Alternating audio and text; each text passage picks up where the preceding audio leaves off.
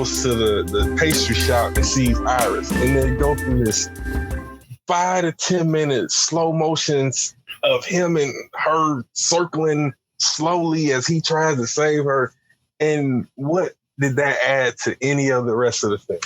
Nothing. Absolutely nothing. And wait, hold on. Are you trying to say that Snyder just puts scenes in there just because to be superfluous? Yeah. I know, right? No, right? Why would you say such a thing? Who's more offensive, Snyder with his slow motion or JJ? At least JJ. Oh, Lord. Dude, the seed with the lens flare. Dude, the seeds, the sprinkling of the seeds. I was like, we're not even 5 All right, hold on, in. stop. Hold on. Welcome, everybody. This is Blerdlines. Your man Cam here. With me, as always, is... Man, I don't even know who I am after watching that thing. I just, I'm trying to make this a real episode, guys. You got to start at least sorry. A normal intro. It's Josh. Hi. As well as... That's all I got. I can't even come up with nothing fancy today. Listen, as always, I'm Professor D. I am, my mind has been kind of assaulted, but, we'll get into that. I'm still capable. How are we even still functional? You know what? And before I begin my mediocre Mayo takedown, I would like to give a shout out to my Snyder bros who are oddly silent after this movie has dropped, as well as also silent on my memes, many of them that I've dropped in the chat that says, "Is this your king?" Because it's not what we watched was not defensible as an actual film, an actual piece of cinematic media. So you know what? Usually, wait. If you haven't noticed, we are actually talking about Zack Snyder's Rebel Moon. Against our will. And we watch it for y'all, the listening audience. Wait. So hold on. Let's make sure we have it right. It's Zack Snyder's Rebel Moon, Part 1, A Child of Fire. AKA Return of the Empire's New Hope. Shout out to me. Thank you. Thank you for quoting me. I appreciate you. BKA, and I think that's the worst attempt at a Dune replicate ever. Oh God, dude! I think we have I didn't even think about it when I said it, but that is clearly the name of this week's episode. Oh Jesus, the Empire's New Hope. And we will not compare that to Dune in any way, shape, or form. No, except for obviously Star Wars descends from Dune. Yeah. That's true. That's fair. Okay. So from Star Wars. I would be remiss to say, is there anything positive from our viewing of Rebel Moon Chapter 1? The Empire. There's a small amount. That's why I'm like, we can do positive early because it's pretty small, and then we can get to the meat of the story. I'm okay with that. And there's a small amount, and here it goes. So there are concepts in this attempt at world building that I thought absolutely worked. One of the examples is what's his name? Charlie. He plays the scoundrel captain. Charlie Hunnam. Yeah, Charlie Hunnam. Yeah. I'm sorry. I thought we were talking about Ed Screen. Sorry. Yes. The Nazi admiral. He was good too. Yeah. Yes, he was good as well. That's one of the things that worked. Not necessarily as a villain in the story, but just his performance of what he had in front of him. But the other character, I thought the subversion of that trope from Star Wars was cool. Like, how he, the twist of him betraying them and the motivation for it was pretty decent. And he had probably one of the only or the fewer lines of dialogue that wasn't just completely stupid. Yeah. I was going to say, I agree with that because I think the only thing I didn't like about his character was like, he was a little too quick to help. where like they all were. Yeah, they all were basically. but for his character, like say for instance, if he's the Han Solo character in Star Wars, we see Han Solo have a argument with the classic scene, blah blah blah. So we get a gist of what his character was. And this one, we basically see Alien give him some money, chit chat, she whoops everybody's ass, and he's like, "Oh hey, I can help you guys for some money, cool." And so there was no real besides him kind of being some type of a scoundrel or something like that, you didn't really get an understanding or gist of like who he actually was, which actually worked out because, he betrays him in the end. So that makes it, I guess it works. But yeah, that was my only. But go ahead. Well, I agree with you and all of what you just said. And I think one of the other reasons, the biggest reason that it doesn't work when that twist is revealed is you don't care. Yes. Because none of the characters are actual characters who are established as people we should care about or invest in. Yep. So that's the good thing about it. The good thing was that it was a decent concept, and he had those kind of sprinkled throughout. One of the other ones, and I told text Josh about this, was the mining planet with the spider.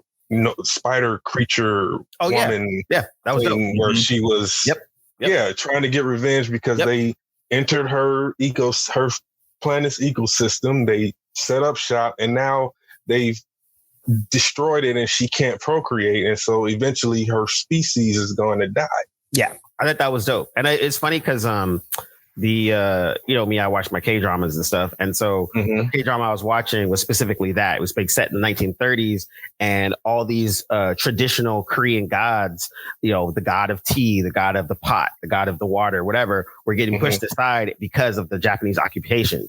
And so all these lesser gods are basically complaining to the higher gods, like, yo, man, they're fucking taking all our shit. Like, what are we supposed to do? And they're fighting back, and they're starting to like hurt humans and do stuff like that. And so it kind of reminded me of that aspect of it. And I thought that was a nice touch for that, they were doing the basic Star Wars shit. Oh, ice planet, fucking air planet, fire planet, whatever. But I like that touch of the spider because I was like, okay, this is actually kind of cool. It gives you a little bit of a meat. You don't really know much about that planet besides people came through and took it over. And then this, like you said, the species was like, yo, you guys are fucking up my shit and I got to do something about it and that kind of thing. So in that respect, you don't know anything about any of it. That's where it's all stripped away. Exactly. But I agree with you in that example. I'm not familiar with that, but that sounds the concept is very cool. And it works as a narrative basis. But, I was thinking more that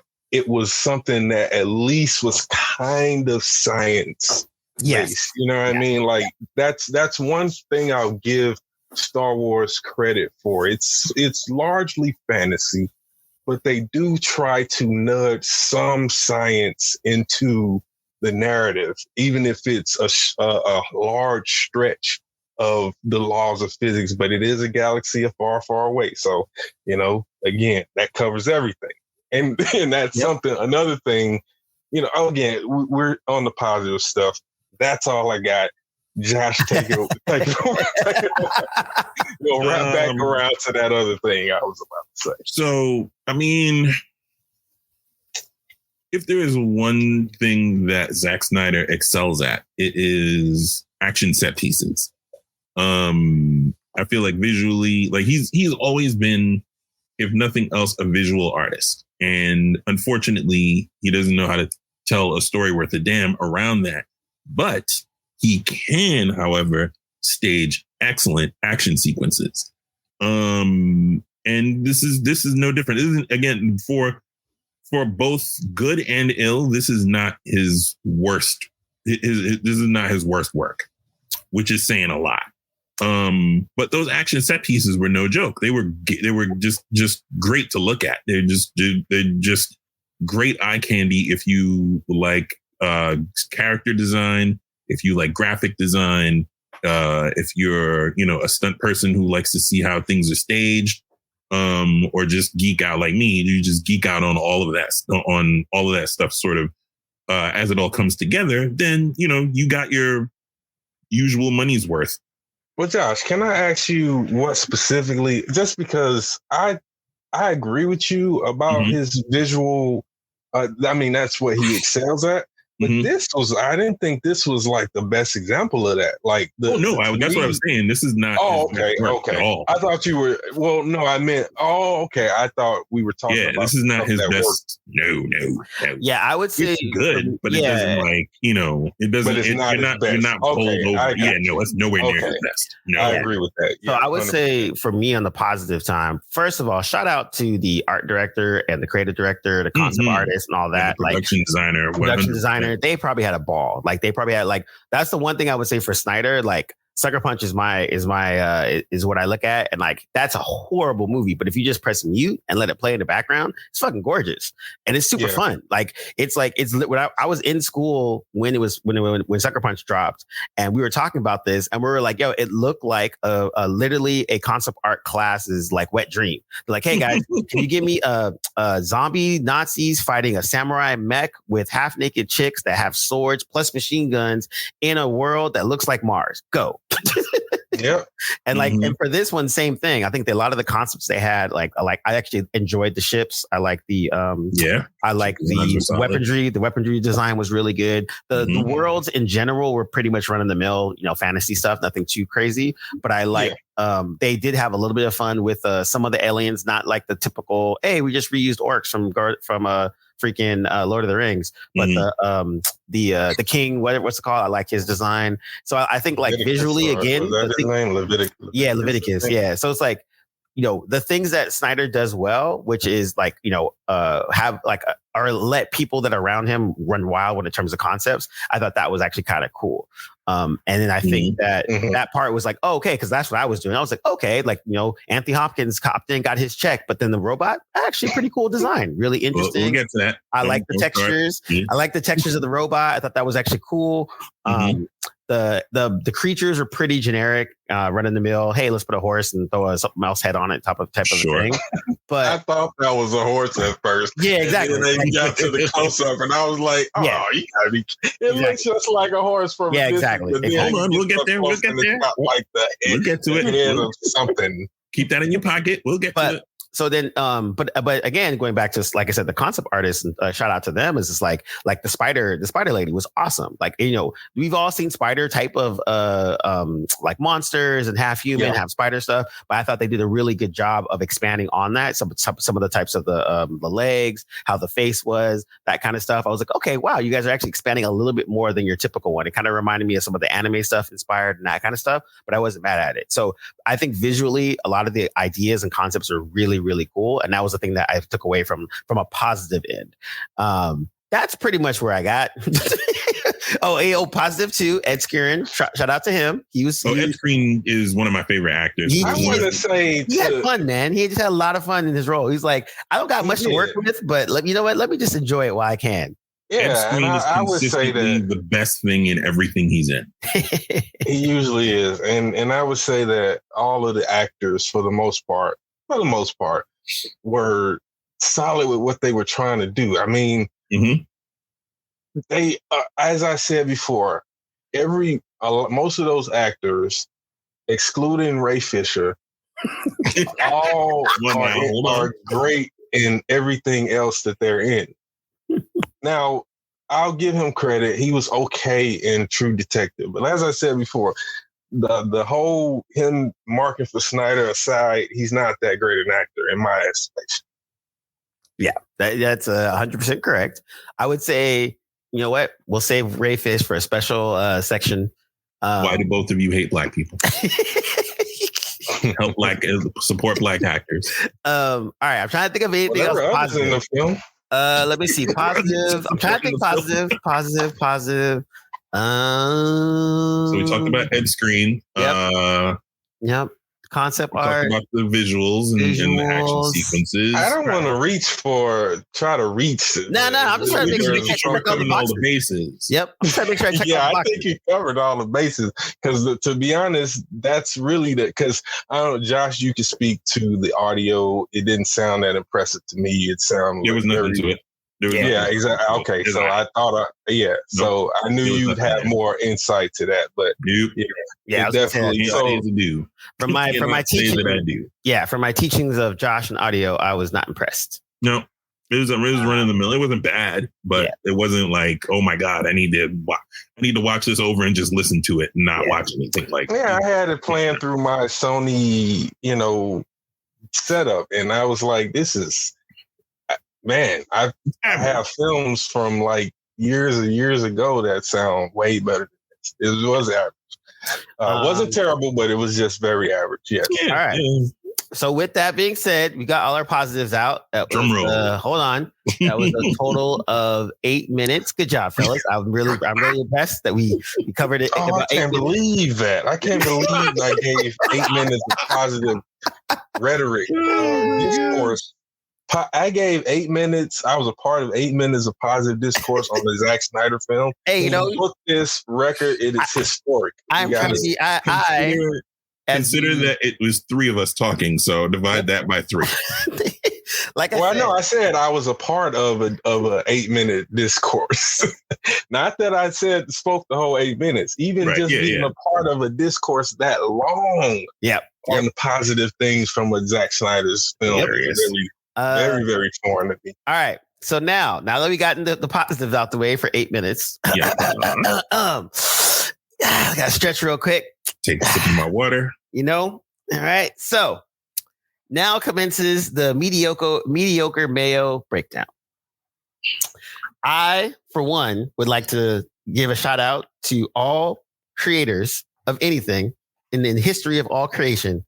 If this does not inspire you to create without fear, I don't know what is. Like legit, like someone gave this dude this amount of budget to make this shit and then try to pass it off as like a major something. And you're like, wait, what? And I was like, when I'm watching it, even that first like 30 minutes, like just like D'Angelo said, he was like, I know we're not starting on a farm. Yeah, it's just the first moment, as soon as it opens, you're like, oh my goodness. Like I heard it was derivative. I didn't think it was just like shot. And then stripped away of all of the charm and the story that made its deriving work. Like no, it wasn't on a moisture farm, and that's different. No, what were they farming? I don't even know. Potatoes? I don't know. I don't even know what they were farming. And then when we got grain. Oh, was grain. It grain? Yeah. It was grain. Okay. And then we did say okay. And then we got our grain, I think. We got our first slow-mo of the evening, grain falling down to the ground. Man, first of all, and she sniffed it. And that was a moment to go 60 frames per second or whatever. And there was likely a phantom. He probably, because it's slower than usual, which means he probably used a phantom camera. He probably used a phantom camera. So for the listeners, phantom camera is basically like the slowest slow-mo you could possibly ever slow-mo in your entire slow-mo life on camera. And it's designed. About how many frames per second do you know? I don't remember. I haven't used one. I haven't done one in post in a long time, but I will tell you while you're talking. Please proceed. But yeah, it was just like, yo, we just started, and the first slow-mo I get is fucking seeds on the ground. Word in dirt. That's how we started the show. You can barely see it with a wide shot of probably the worst looking gas giant I've ever seen in any depiction of space. I mean, it looked like that's why I was very disappointed, because he's usually good with the visuals, but clearly Netflix was like, okay, you have a budget, but we're not going all the way for you on this one. Because that looked like a cardboard cutout of in just a background with like a sound stage, but then walking across that first shot when it was nighttime, and you can see that again. It's obviously a gas giant similar to Saturn with the rings and everything, but it didn't look like an actual gas giant in space. Like, I don't know. That visual was off to me. And there was a lot of that. Yo, that shit was wild to me. Cause I'm like, if you're doing a sci-fi, there's a few things you have to kind of get right no matter what. And that's kind of one of them. Yeah, you have to get the space mechanics right, or at least make it appear to that's why, bar none, the Star Wars TV shows, they might not be great, but the way that space is shot and the way it looks is way more palatable than this. This was just like I said, it kind of looked like someone who believes they're Picasso trying to paint with crayons. Yeah. Yep. that's what it looks like. I mean, not even look like, that's what the story was like. That's what watching this film felt like. And it was crazy because I was like, again, if we're going and, I am a registered Snyder hater. This is 100% true, but I'm also just like, all right, man, prove me wrong. I don't think you know how to tell a story, but I could be wrong. Maybe I just didn't give you a chance. And then 15 minutes in, no, I was right. I mean, right about pretty much. It's funny because they sped through the things that needed to breathe, and then hung on the things that really could have been shorter. Yep. It was they showed us nothing. In either instance. Oh, and the Phantom camera, for those who were hanging on for that, it's a full acquisition resolution of 4096 by 2304. The camera is capable of recording 24 to 938 frames per second full frame, and up to 1,000 frames per second at 4096 by 2160. What is that? Just like not moving? Basically. Like, what is that? You just like frozen in place, and like literally every single molecule on your body. That is very correct. It is hyper detailed, and you don't lose. You know how if you try to do slow-mo in the editing suite, it's gonna come out. You're gonna see artifacts, you're gonna see jumps, you're gonna see frame jumps, you're gonna see absolutely. All of that stuff. As you both well know. But if you shoot the camera slow-mo, then everything, especially with a Phantom is like absurdly expensive. Their top of the line newest joint is like ridiculously expensive, whether you buy it or you rent it. But you're doing it because you want things to be that slow. So to give you just real quick context, I worked on a show called Flying Anvils for everybody who Flying Anvils fans. I worked on a show called Flying Anvils for this, I think it was Discovery Science. And we shot literal pods of dynamite underneath anvils in hillbilly country somewhere. Shot pods of dynamite set off underneath giant, like Wile E. Coyote sized anvils as a sport that they do I forget where in America, where in the deep South they do this.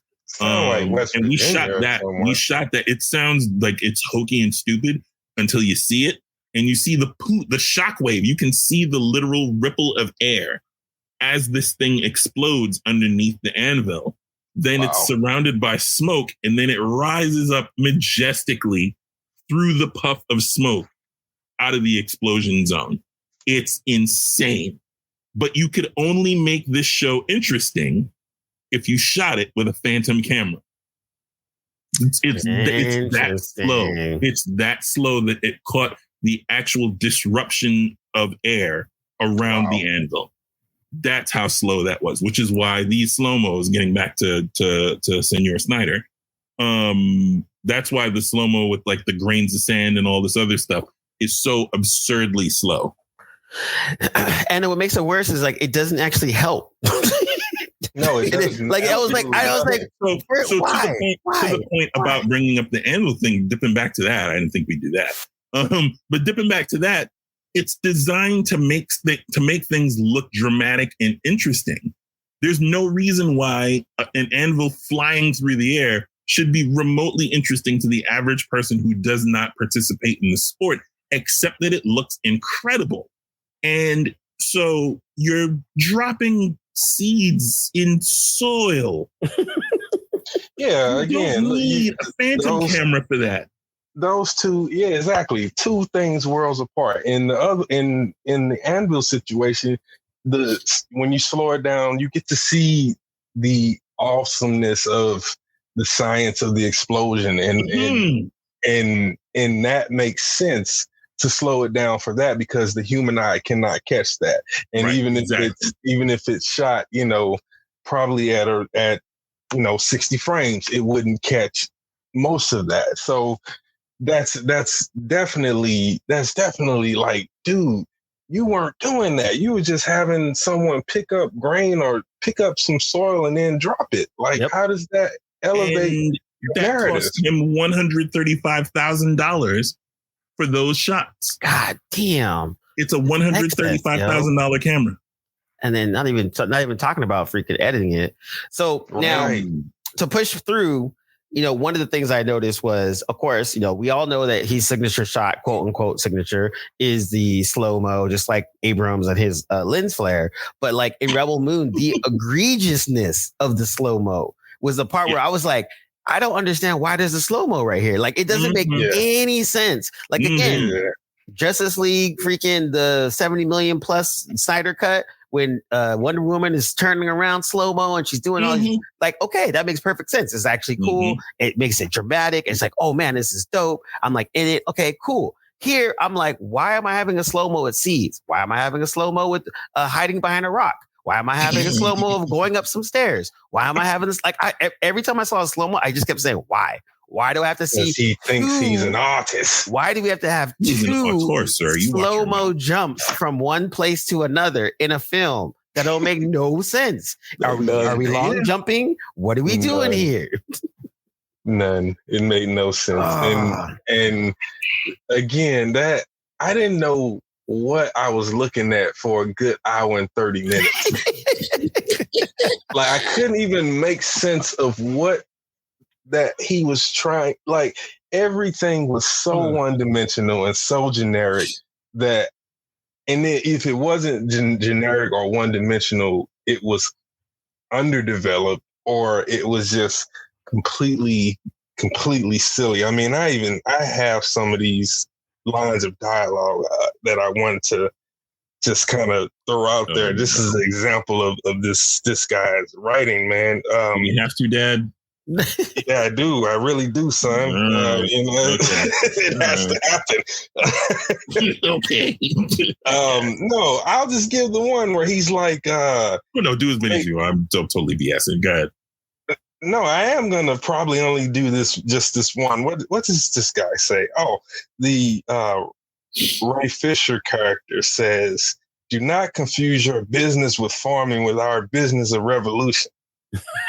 What? Wow. Huh?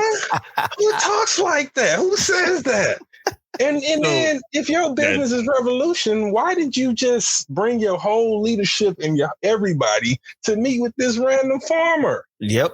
I was going to ask the same thing too. You brought your whole freaking the movement. The whole movement came to go see a farmer. The whole movement came to see a farmer that you admittedly only did business with. Yeah.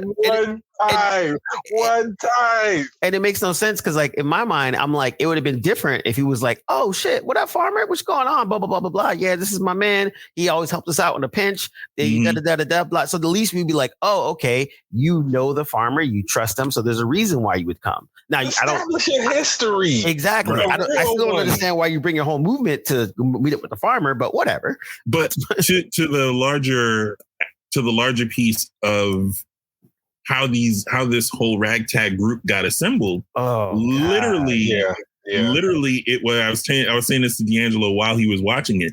Literally, it's like, hey, Cam, you want to join me? Like, I need your help. There's this farm is being besieged. His farm world is being besieged, and I really need you to come along and help. Cam says, nah. Then I say, but we really need your help. And then Cam goes, okay. My thing is, it was the same for every character that they encountered. Nah, that's not my bag. I don't do that. You get out here with that farm business and revolution and all of that. but we need you. Oh, all right. Well, it's almost like you don't. It's like you're.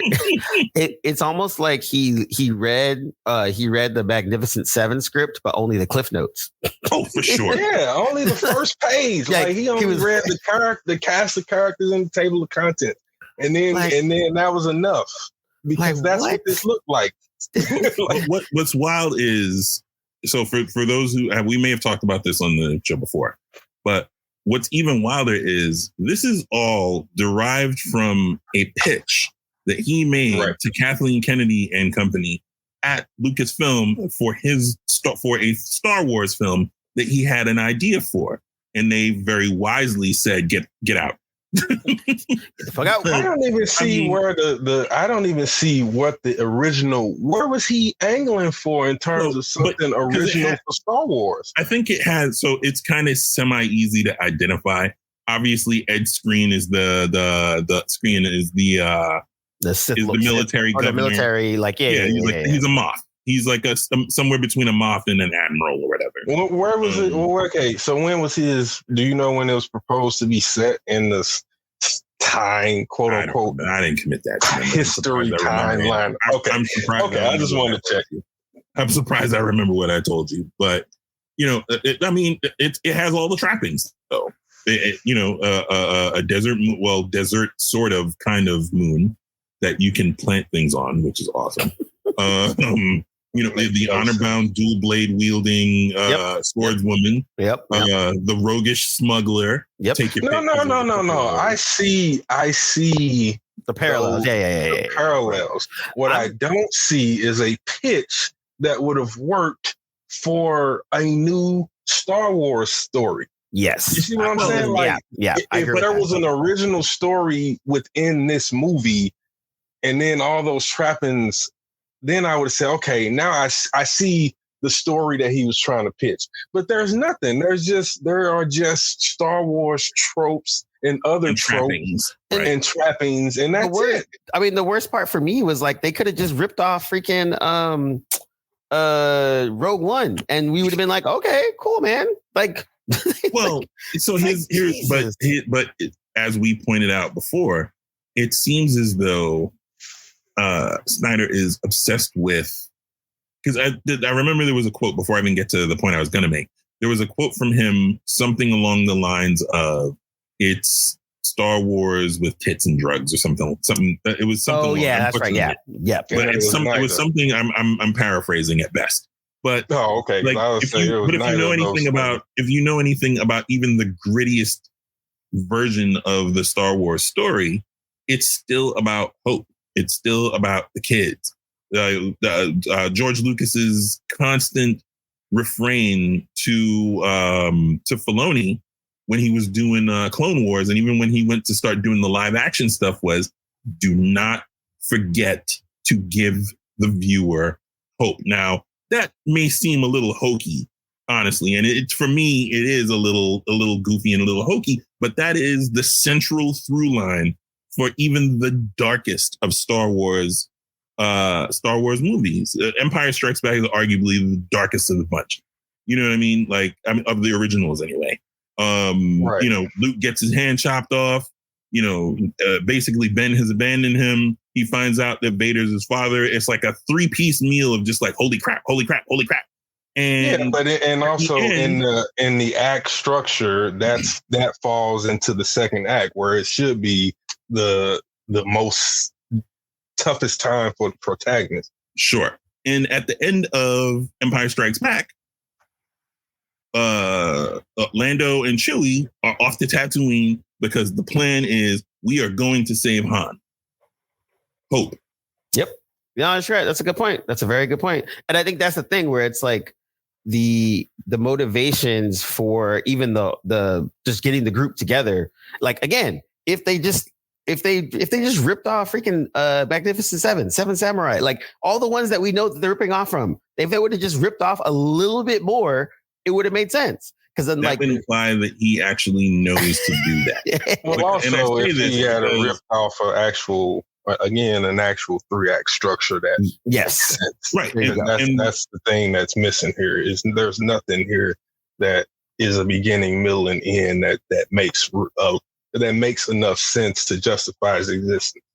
And and I think the thing there is he is the time and again, I would say probably excluding maybe 300. And I feel like I'm reaching because I do actually like 300.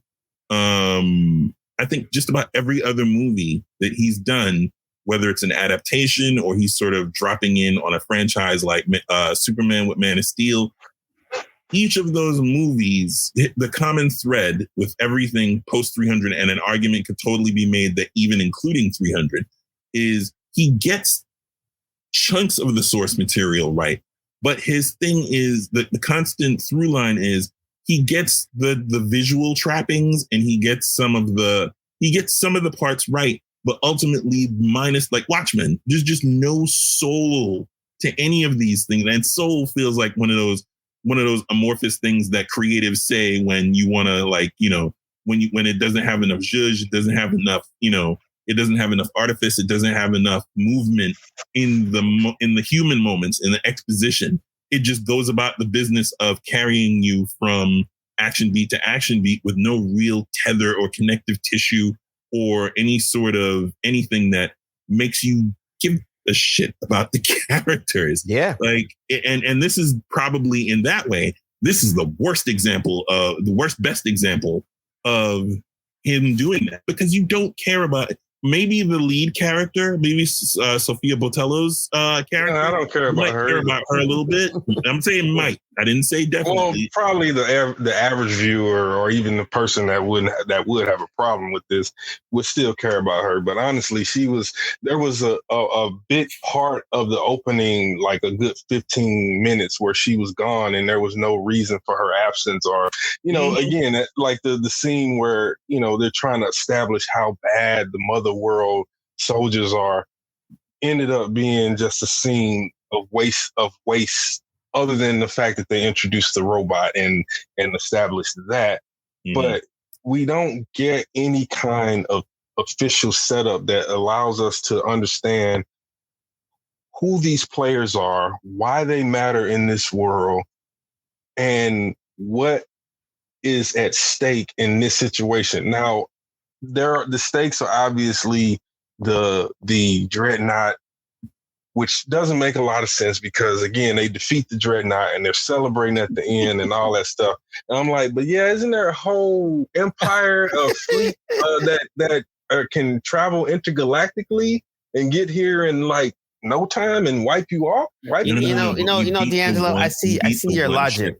I see your logic, but I think you need to take the win. I guess so. Yeah, that's a win. Well, I would say the other thing too is that's the hope. Hey, there's the hope. There you go. Hey, that's where it was. Hey, there you go, Josh. That's what it was. That's the hope.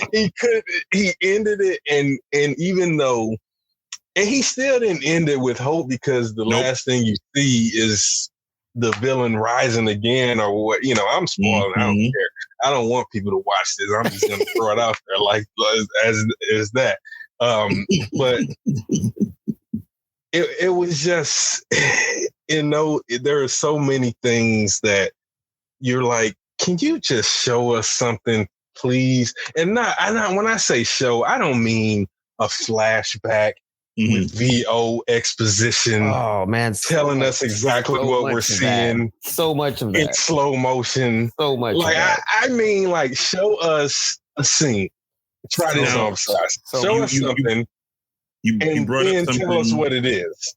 You brought up something that's really important to me. It jumped out at me. Why was Anthony Hopkins in this movie? For a check. It's called pay rent, son. Because, so you mentioned the robot earlier. So Anthony Hopkins, since we're spoiling recklessly and we don't care because this is just such a ridiculous thing.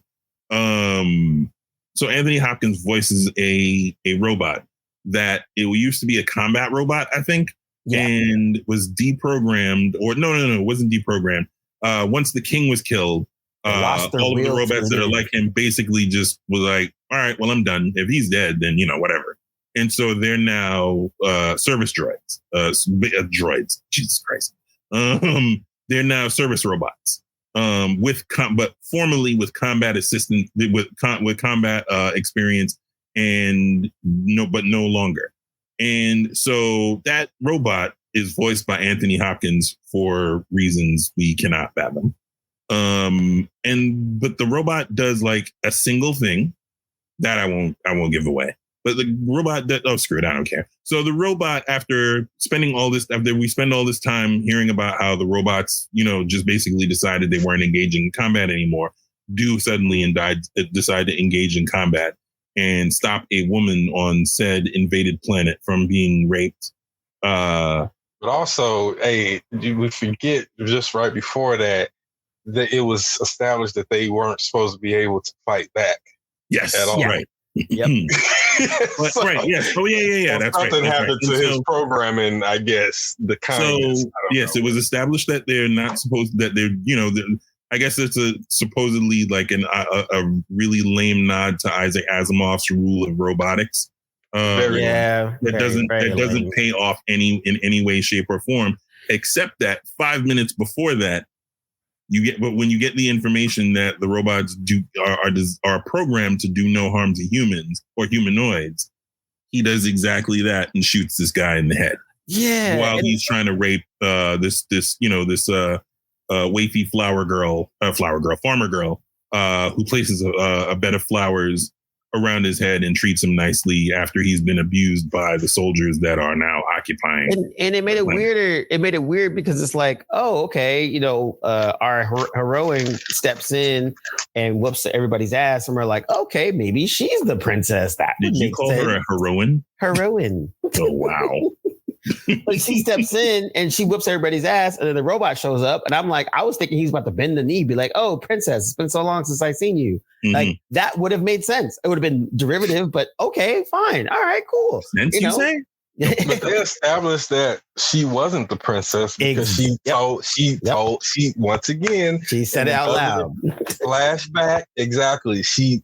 Where she tells us, and they show us the little girl and all, and her looking at him. So throw that out the window. Any mystery or any kind of thing that we need to unravel as the audience is gone. It was automatically gone. Not even there. In about the first half hour. Yeah. It was so weird because I'm like, okay, you just established this whole world about the king and this princess, and this princess is important. She did all these things and she could do blah, blah, blah, blah. Yeah, but don't worry about it. Then somebody killed them. Yeah, exactly. Who we don't know. Or we assume the guy that took over, but it doesn't seem like he did it. I guess that's the red herring. It'll be revealed that he actually did it, but apparently the king and queen and the princess was killed, and then they decide to now that the king is dead, let's conquer the rest of the galaxy. In his name. In his name. Yes. It's like, wait, what? Like complete with a ship called the King's Gaze. Oh, I actually like that. That was kind of cool. That was kind of cool. If the king was still alive, that would have been cooler. There you go. That would have been exactly. I was waiting for someone to say that. Yeah. Yes. If the king was still alive, that would have been a cool name for a ship. Yeah. No, the king was actually played by Carrie Elways. I didn't even peep that until the credits. Yeah. I was like, wait, who is that? And then when I saw the credits, I was like, no way. I thought I was wrong when they showed the young version of him pumping the crowd up. And I was like, wait, no, that wasn't Carrie Elways, but I'm not going back. I got to keep plowing forward. I'm going to not finish it. Absolutely not. I am not. And so then they show the next scene where he's actually, again, another flashback. Thankfully, he was talking, so it wasn't slow motion, but where he's talking about the daughter and that he felt that she was going to be the hope that saved them all from what we don't know. I guess saved him from himself. I don't know what I didn't know what to think about any of that at that point. Yo, it's wild. Shall we get to the dreadlocked elephant in the room? Josh, you tell it the best of the guy that he's. So I'll tee it up. Mm-hmm. So when our heroes, they're like, "Hey, we need an army," and then the farmer's like, "Hey, I know an army." So they go, let me call my army people. An army. So then, army shows up. And brother and sister, the arms of the rebellion, and they got some scrappy soldiers behind them. And they're like, "Yo, what up, man? What you need?" He's like, "Yo, we're trying to save this farm." Hey, we can do that. What you need? Wait, hold on. No, wait. You have to do it the way that they do it for everybody else. No, we are not helping your farm, but we really need your help. All right, fine. Okay. Who amongst you? He literally looks that guy in his eyes. Yes. And they pause for like 5 minutes, and he's like, okay. All right, fine.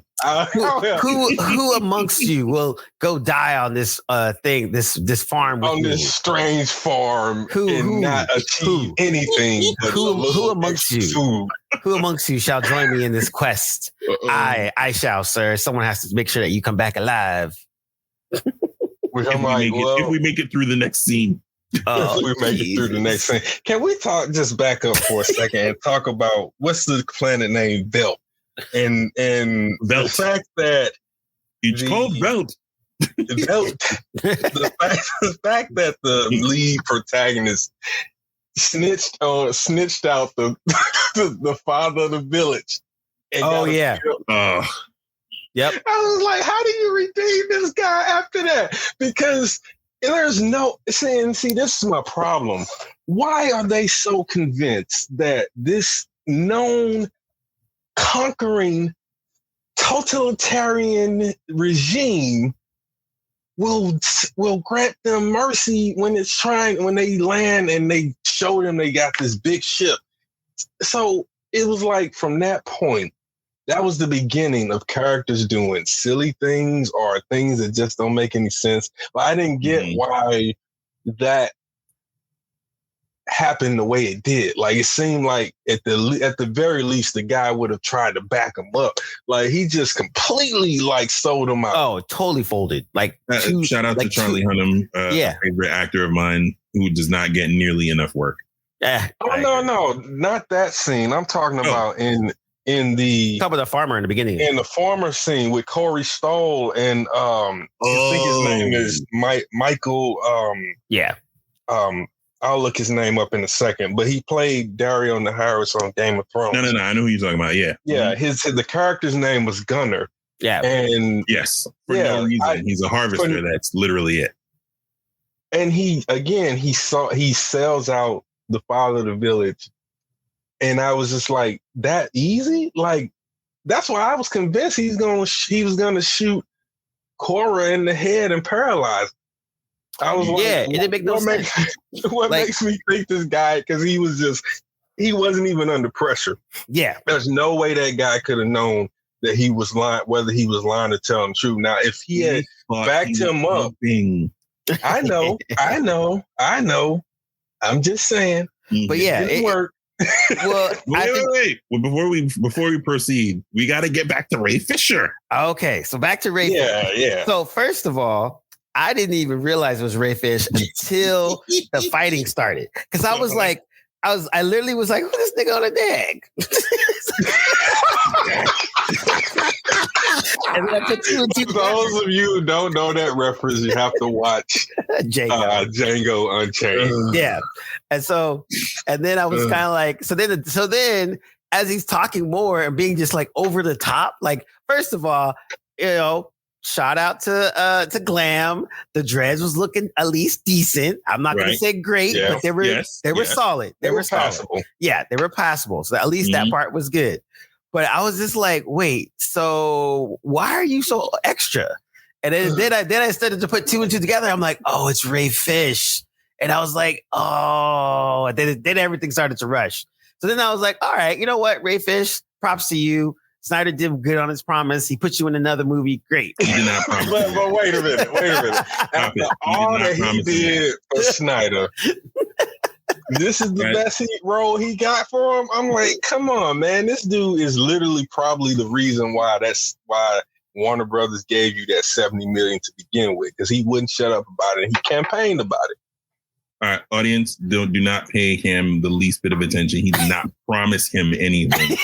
He's paying. So, in case everybody's forgotten, Ray Fisher is the one who championed a few things happening around Justice League. One was castigating Joss Whedon for his behavior, rightfully so.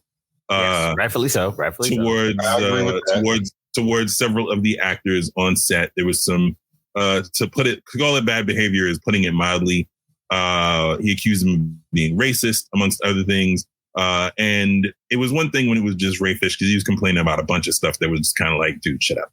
And then Gal Gadot came out and said that she also had a problem with Joss Whedon, but she basically did what everybody else would do.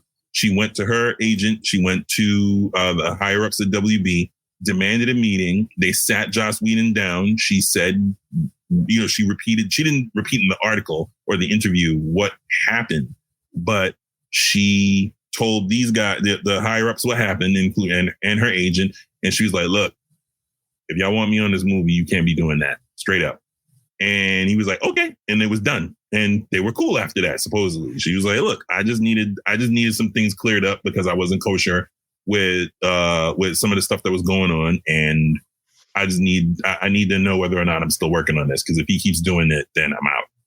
And of course, to add to the thing about Ray Fisher, and I joke, but there's also the fact that a good chunk of what was cut from Whedon's theatrical release were his scenes. Now, yes, my fault. Yeah. Now, granted, it's hard for me to determine if it was racism or just Ray Fisher.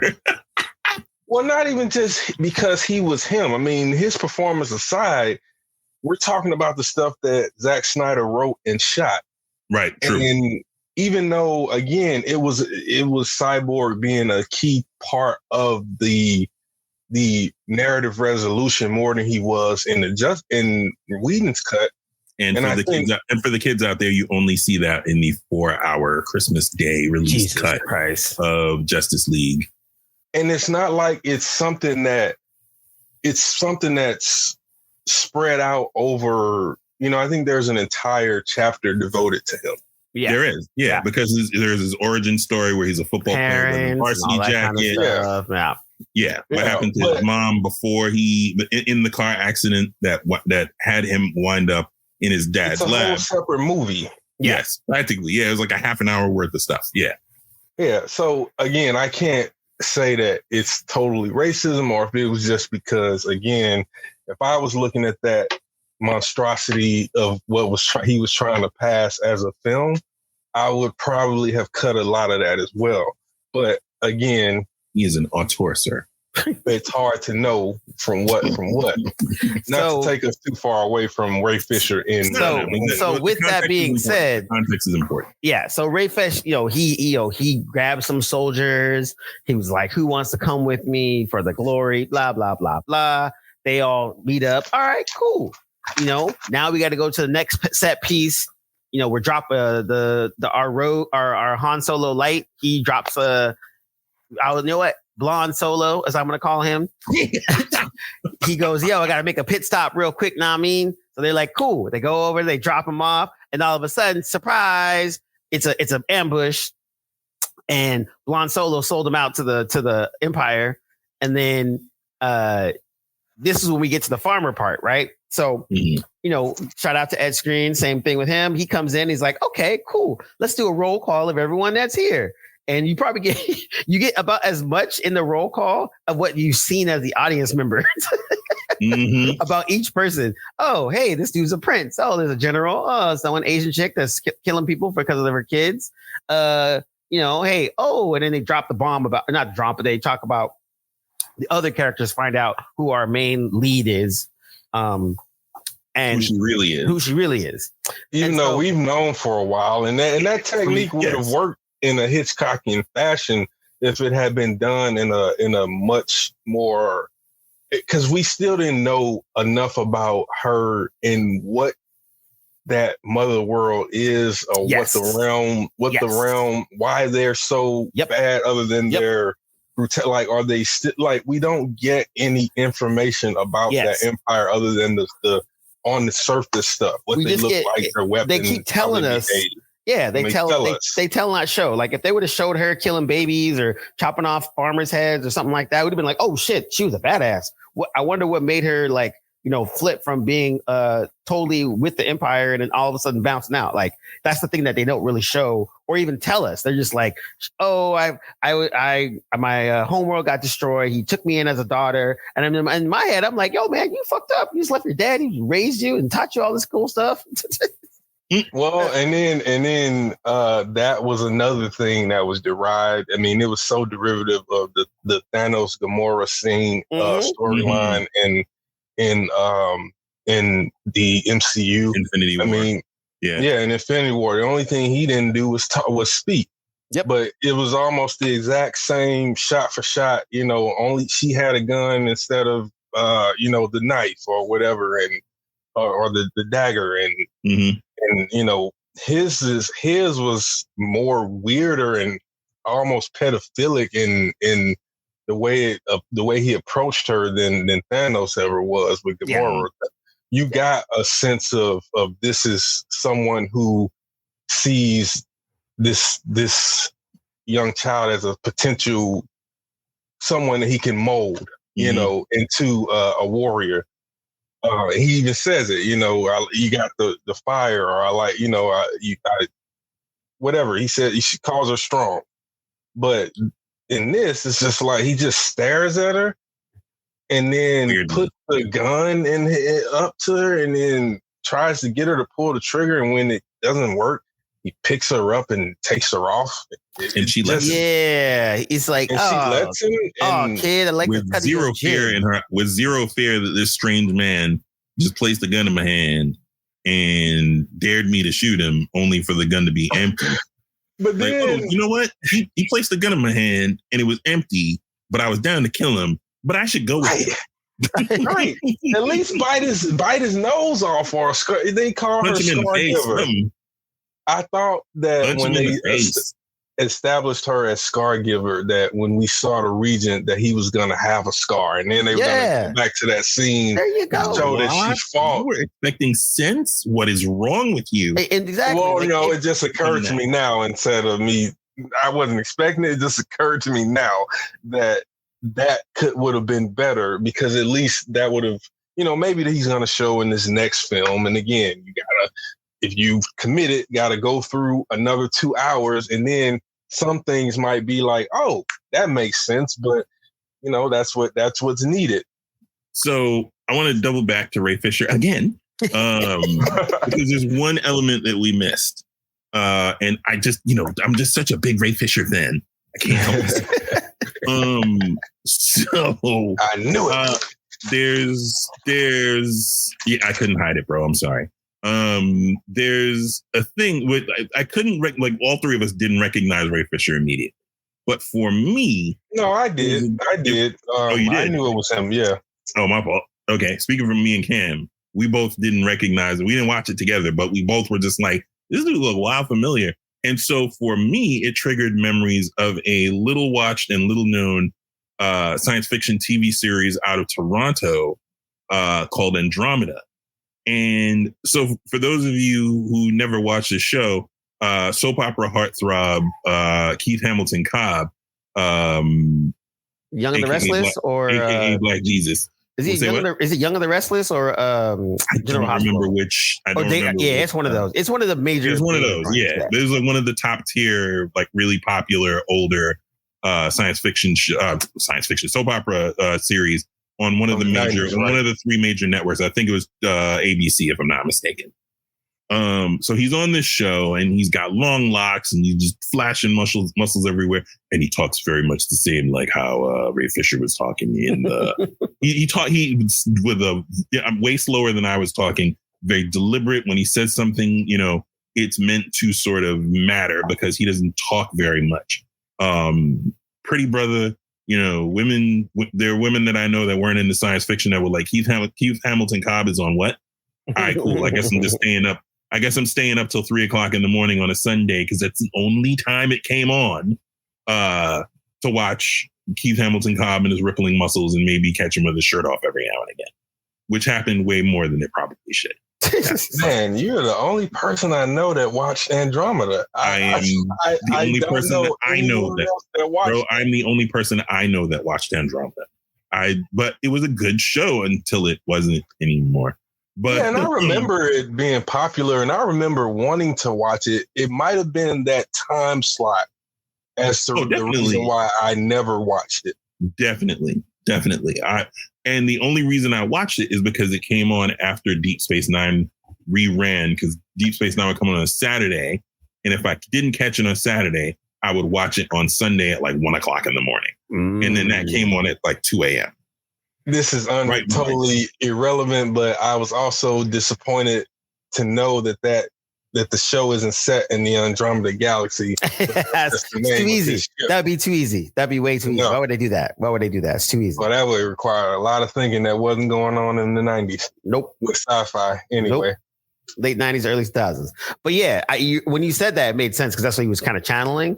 But I think that's the other aspect of it that was, again, even funnier because I'm like, all right, Ray Fish, you got a little supporting role in there. You're a commander. Your name is Commander Blood Axe. First of all, we talk about the name. The names literally are like he asked his kids, "Yo, what should I name these things?" And they're like Blood Axe. Like, yeah. Like, oh, no, the sister's name is Devra.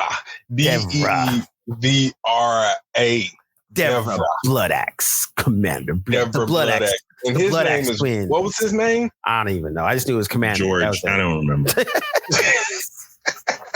But yeah, and so here he is commanding, a ragtag bunch of no-name rebels. They're all nicely hand-picked POCs and women and all that good stuff. And so, we fast forward to now we're ambushed.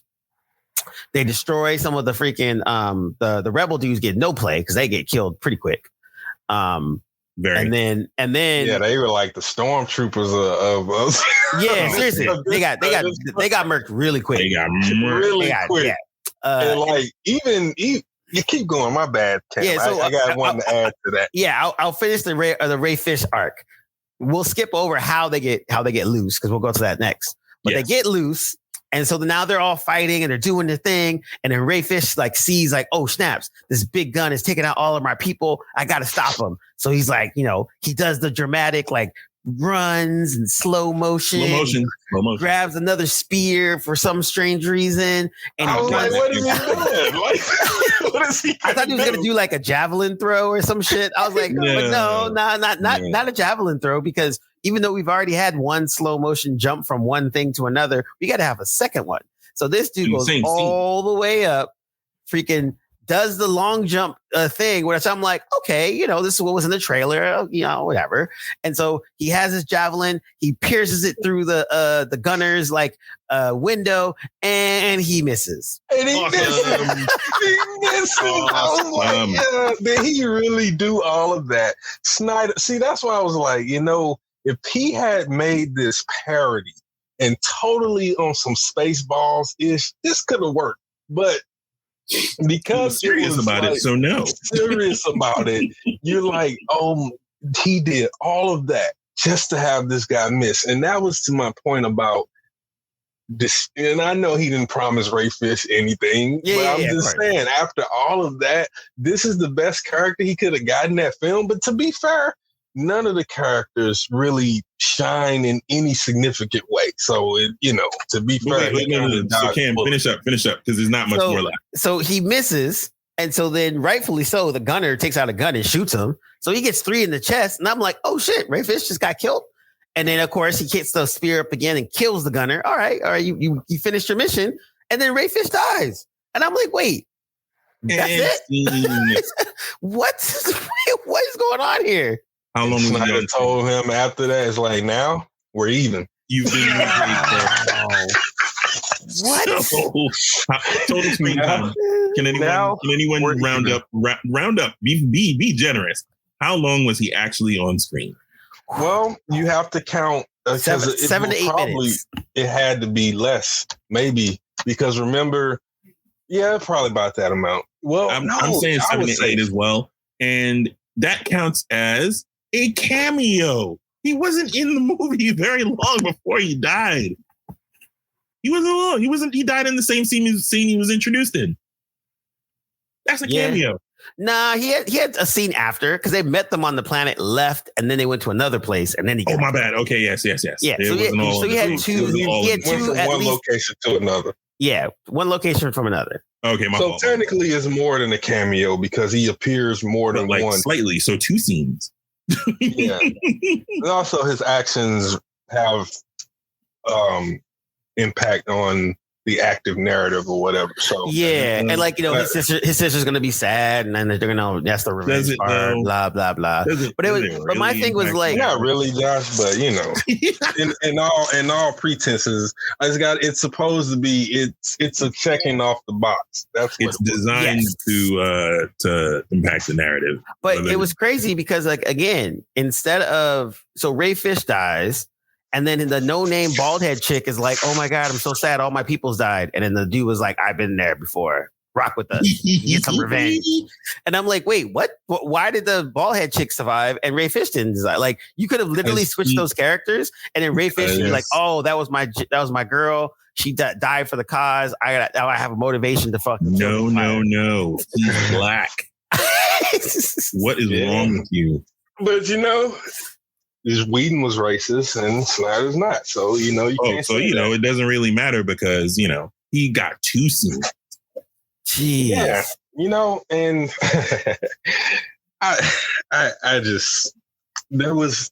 Let it out, bro. That was a devilish laugh. I have to hear it. You just don't care about anything. And that is from 10 minutes in the film. You just don't, there's nothing established that makes you say, oh, I want to invest in it. You don't have any real reason to invest in Cora's story. You don't care about her. Nope. And then the fact that she was actually a part of Motherworld and contributed to most of whatever the big bad Motherworld is, we still waiting to find out. But the fact that it made her even less sympathetic. Now, all of a sudden, she's doing the right thing. Why? Just, if anything, she would be more motivated to stay off their radar. Yeah, 100%. And that was the one thing overall in the narrative is it's like, I didn't understand why she left the Empire in the first place. Like, I think they said it sort of, but not really to a point that made you care. And one thing they threw out there was the you said the healthcare plan. Yeah, they said that Motherworld care wasn't hidden right, and she would know because she was all the way up there in the highest rank. Yep, like she's basically the new princess because the region is basically the king and all but name at this point. So it just didn't, and you don't know when she died. Did she leave as a result of the assassination? What's the whole deal with the assassination? Why were they assassinated? What does the government look like? Like, we know they're senators, but how do they rule? Like, what's going, like, at least with Star Wars, we got about 20 minutes of establishing what the Empire was, what the central conflict was. There were rebels. They stole important information, and they need to get it back. Stakes established right off the bat. We forgot to touch on something. It is coming to me patchworky. I'm so sorry, but we forgot when we talked about the Spider Lady. We forgot to talk about the dual wielding Jedi analog. That is the Asian lady in the hat with the Korean hat because she is. Can Korean. I ask also, why is all the humans on that planet of Asian descent? Listen, inclusion and diversity. I know, but I'm just saying, like they're all on that one mining planet. Yeah, it didn't kind of make sense about that aspect either, where I'm like, what? Like, what? And did I miss something? What happened to, this is random thoughts now, what happened to the soldier nothing. who was helping them? Absolutely nothing. Nothing. Absolutely They nothing. just left him on the farm. Yep. And that was it. Huh? Exactly. I was like, why didn't they actually take a warrior 100% from his side that got some intel about What? 100%. Like that was even when they established it earlier, right? They're like, yo, right when they come in, that dude looks at the little girl like, oh, hey, these are real people. Maybe we should be doing this dumb shit.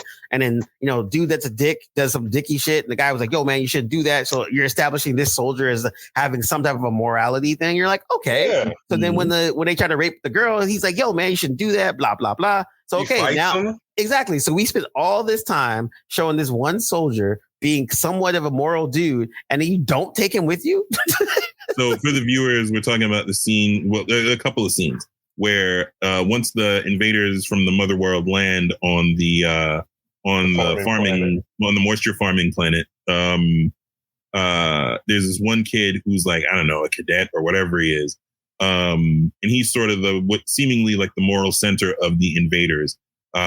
He sees that they're doing things that are cool and rousting people and roughing them up. And then there's one girl who befriends Anthony Hopkins' flower child robot character. And she's being harassed. She's being harassed even before the attempted rape scene. So he establishes that was coming.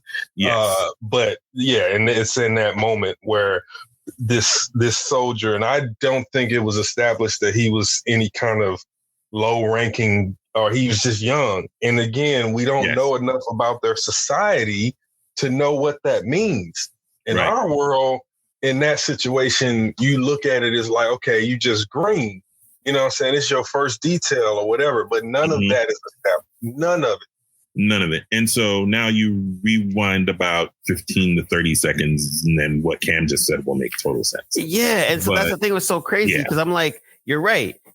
So going back to what D'Angelo said earlier, the farmer snitch over here just got their leader killed, and he's like, yo, I'll roll with you, no problem. Like, bitch, what? You can't come with me. Are you insane? They can't even trust you to not accidentally give us up, or like accidentally get us. Like, she takes him, not the soldier. Who saw that he had a moral center, a moral. If nothing else, they could have took the soldier to watch the farmer do, because I don't trust him. Mm-hmm. If nothing else, you needed another. Okay, if you're gonna leave the soldier, then at least establish that he stayed behind to train everybody, right? To train people, to help them be, at least if they not get caught off guard. That would have made sense, but he just disappeared. We also left Anthony Hopkins' robot character behind, because if he steps out of line, he will shoot him. Yeah. Well, he also ran. No, that was me joking. That doesn't make sense. Okay. Don't even. I was gonna say, wait, no. You're taking that seriously. No. Yeah, no. Well, it's also too that you got to save the budget somehow. You can't have that robot everywhere.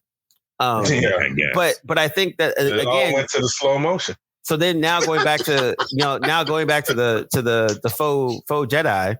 Like, not like, one, her character was kind of cool. I like that she had robotic forearms. I like that she had some fire lightsabers. I like that they did the traditional Korean hat thing situation for no reason at all. Although that was Darth Luke Maul. Yeah, like had the mechanical limb with a dual blade and dressed in dark. Like I said, she had some Luke going, but she's a good person. So that's Darth Luke Maul. Yeah, and so we don't know if she's good, bad, or indifferent. But we don't. Her name's Nemesis. Outside of what she did for the kid that was kidnapped by the Spider Lady, and I think she was paid to do that. Was she not? It looks like it. Right. Yeah, so she's a mercenary. So. She's an analog for a gray Jedi. You guys just don't get it. Yeah. And then also too, going back to all the different characters they assemble, like each character gets a specific amount of screen time. The shirtless dude gets way too much screen time. I'm like, why do we care about this random dude with no shirt that doesn't want to put a shirt on? I don't get it. And then it's like, and it was just weird. And then of course, like then you had the freaking chimera bird flying the Griffin. The Griffin. There you go. And I was like, okay, Griffin's kind of cool. Is the Griffin coming with us? No. Oh, no. Why do we even care? So just to show that establish that the Griffin is now free of the what those guys? I don't know. Be kind to animals. Be kind to animals. They were ranchers. That's true. Just for clarification, there's a scene where our shirtless guy, who's shirtless in the entire movie, our shirtless warrior guy that they really think it's important to drag along on this mishap and adventure. The prince, the exile prince, who's is that what he is? All that's he. From where? Who knows? But apparently, all his people are dead. So you take that information and do with it what you will. Continue. I'm gonna throw it out the window like I did when I watched it, I guess. But this dude, he basically tames the griffin, and then we never see the exchange is, hey, well, there's a guy who basically is using him as a slave, and so he basically makes a bet that the wager will be, if you can tame my griffin, because nobody's been able to tame him. I've lost farmhands behind it, and this is untamable. I'm probably gonna shoot him in the head. If you can tame my griffin, I will let this guy go free. And if not, you guys are all stay here. You get the impression. Yeah, he's like, stay here. I'll do it. And then shirtlessly walks over to the griffin, rides it. You get a great sequence where he's taming this thing, and he gets thrown off, and then lands back, and then comes back on. And finally, the thing, seems to take a shine to the dude and lets him ride. The griffin lands. He gets off, pets the griffin, and then kills the rancher. The griffin kills the rancher. And we never see that bird for the rest, the griffin rather, excuse me, for the rest of the bloody movie. The rancher attempts to mount and ride the griffin, but yes, griffin is clearly not having it. It's already bonded to shirtless guy. Yeah. Yeah. And that guy, I recognize he was one of the Dothraki in the later season of Game of Thrones. Also, okay. Yeah, so it was like, he's used to those kind of roles because that's what got him into the game. But yeah, he was shirtless for no reason. His presence in the story, like all the other characters, was just like copy and pasted in there. We don't. He's Tarzan, and we don't know exactly why he's Tarzan. Yep. 100%. It's all where you get. The Tarzanian people come from. Like we don't get none of that. We don't even get a flashback. The mother world killed them. Yeah. What was the circumstances? So it's like in the mother world, it's shown to be incredibly inept. If this is the situation that allows them to find those rebels, because I mean.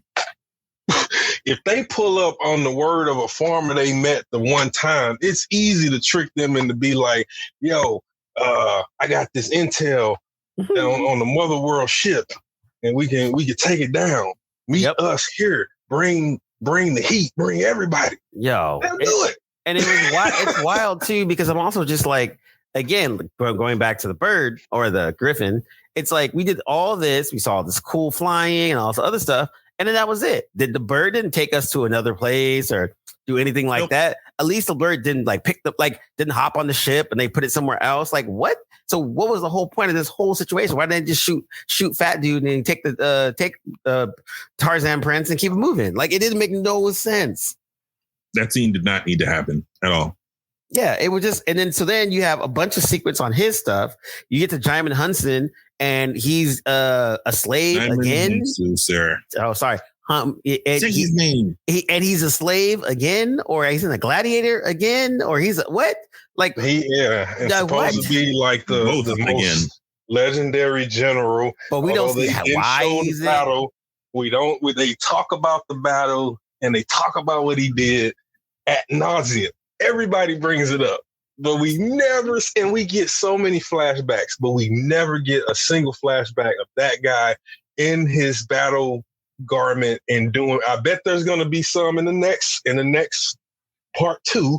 I bet you there won't be. I'm willing to put money down. I'm willing to put money down that there will not be, because Hollywood stays disrespecting Jaimin Hunsu in everything that he's in some way, shape, or form. Yeah, I mean, it's crazy because for as much flashbacks as we got for the Korra character, we got nothing for him.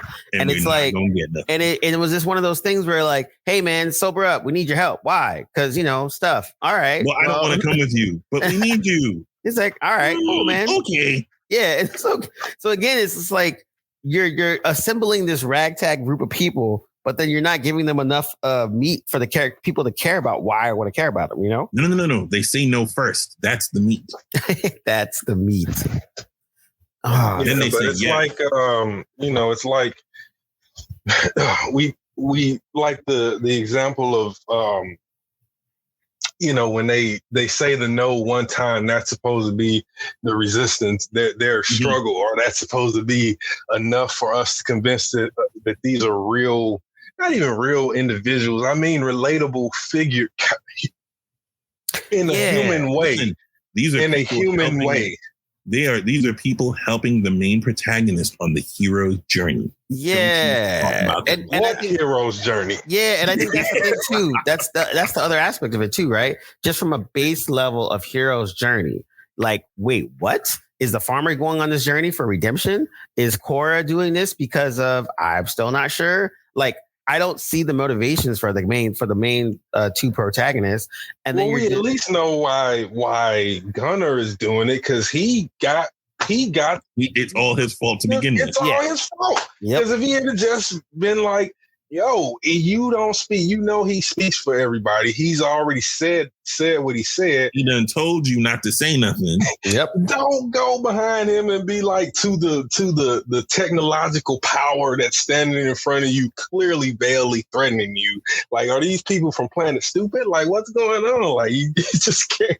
They were not at all feel like the way any right thinking related human character, whether that be in a fantasy world or in a fictionalized version of our own world, should react in human situations, because situations we'll let our work speak for us. Oh man, that shit was fucking hilarious. So there was a scene, just so we're not just spouting stuff that nobody knows what we're talking about. There's a scene where after the father of the village, where Sophia Botello's character is hiding out, he is killed because he was killed. And so one of the people who they're debating what they should do after Ed Screen's character basically says, all right, so we're going to be back for your entire harvest in, say, 9 weeks. Yeah, sure. We'll come back and you better have everything ready, or else we're gonna hurt you really badly. And so they're debating how to go about dealing with this, and there are people who are like, we should fight. And like, fight with what? We're not warriors. What we should do is listen, at least that's probably the realest person that entire it was logical. That was the realest person in all 2 hours and some change in that movie. Yeah, it's like why this shouldn't even be a debate. Like, what are we talking about here? We ain't soldiers. What's wrong with you? No. And so somebody blurts out, no, we should let our work first. Once they realize how valuable we are, we'll give them what they ask for, and they'll have mercy on us. That was the hunter guy. This was the hunter from their village. So that should speak to you. The guy who's named Gunner for no apparent reason, because he ain't got no combat sense about him whatsoever. Well, no, Gunner. This was a different guy.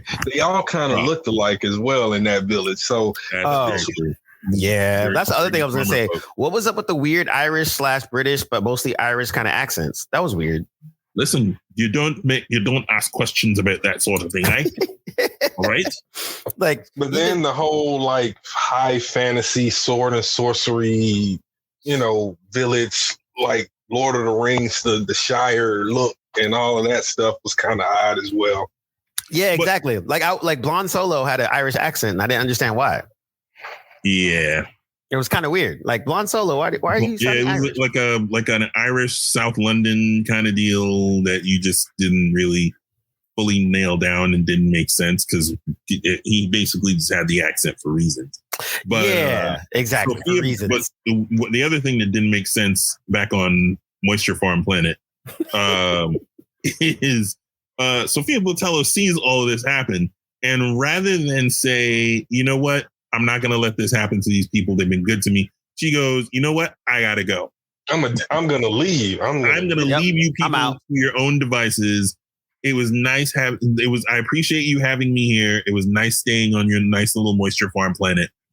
but you know what? You're gonna have to fend for yourselves and probably die. But that's not my problem because I'm not getting involved. I gotta go. They're like, I'm out. Start packing her and it's like, why aren't you getting involved? And when did you come here in the first place? And why, there was just one question after the next, after each action. D'Angelo was to drop seeds in a slow motion fashion filmed by a phantom camera. Don't ask silly questions. But yeah. And so I think, and then we got, again, we're like recapping the whole movie, which is hilarious. Now going back to the villains, the one thing I liked about Ed Skrein's character, I keep saying Skrein, but it's like Screen. Yeah. What I liked his character was like, one, he didn't have much to go on, but he enjoyed it. Yeah. But at least he was like, he didn't phone it in. Yeah, that was cool. And I like that. And I like that he was an actual villain. He was just like, hey, let's talk. All right, you're dead. Hey, let's talk. Okay, you're dead too. Hey, you know what? I'm not gonna kill you. Okay, you're dead too. And I was like, thank you. Just give me a good villain that, like, he's a bad guy. Like that's irredeemable for irredeemable. 100%. It was easy. Yeah, he was completely irredeemable. 100%. And I was completely fine. And I was like, dope, perfect. Keep it moving. But then at least he had, like, again, single-minded vision of what he wanted. I'm here for the king. I'm doing this, blah, blah, blah. Not too complicated. But at least he got. It reminded me a lot of Christoph Waltz in Inglourious Basterds. Inglourious Basterds. The way that character had single-minded in his mission to carry out the Third Reich's will or Hitler's will. Obviously, that's way better, but still, the performance and what he brought into it, I could see that being kind of an influence. And also movies like what's the one with Liam Neeson from the early 90s? Spielberg. I'm blanking on the name. Schindler's List? Schindler's List, yes. Schindler's List. Thank you. Yes. Schindler's List. I have a question. Yeah. How the fuck did he survive that fall? Well, clearly he's an android, yo. But he broke his arm, so I don't know. Both arms. She broke both arms and then kicked him off a floating platform, God knows how many feet in the air, and he landed on rocks. Well, they all survived a dreadnought falling on top of them. So, I mean, I don't know what. Be past dead. But I think it should have been incinerated. But it wasn't established that he's like a androidish type of thing. So they showed us him like parts. He was just had like, I don't know, pockmark, giant sized fist sized pockmarks all over his body from a big old leech or something, some kind of cephalopod or something, cephalopod, and that was all they really showed. That's all they really established. They didn't. The part where he opens his brain and it shows a mechanical skull, that's what I just came completely out of nowhere. Like that was just like Deus Ex Machina if I ever seen one. Just that was when you were supposed to find out about it. God.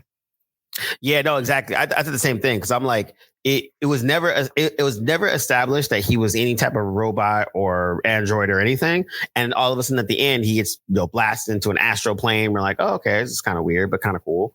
And then all of a sudden after that part, they what was that about? That was weird too, because it was almost like an astral projection, which again, I'm all one for astral projections. I think that's kind of cool. But like, we all read X-Men here. Yeah, but at the same time, I'm like, it kind of came out of nowhere that like, so we're just magic is involved now. Like, wait, where did this come from? It's like Boba Fett's tank thing. They don't quite explain why the hell he's in the tank. The Bacta tank. Yes. Well, Star Wars is the only ones that get away with not explaining its science. They did not get away with that because that was don't do that. Well, I'm saying it has to get away with it somehow. It's widely successful. We all still watch it, even though it's not nearly a reflection of real science fiction. I suppose. And I think that's the thing that was so weird. Real science fiction, that's an oxymoron for you.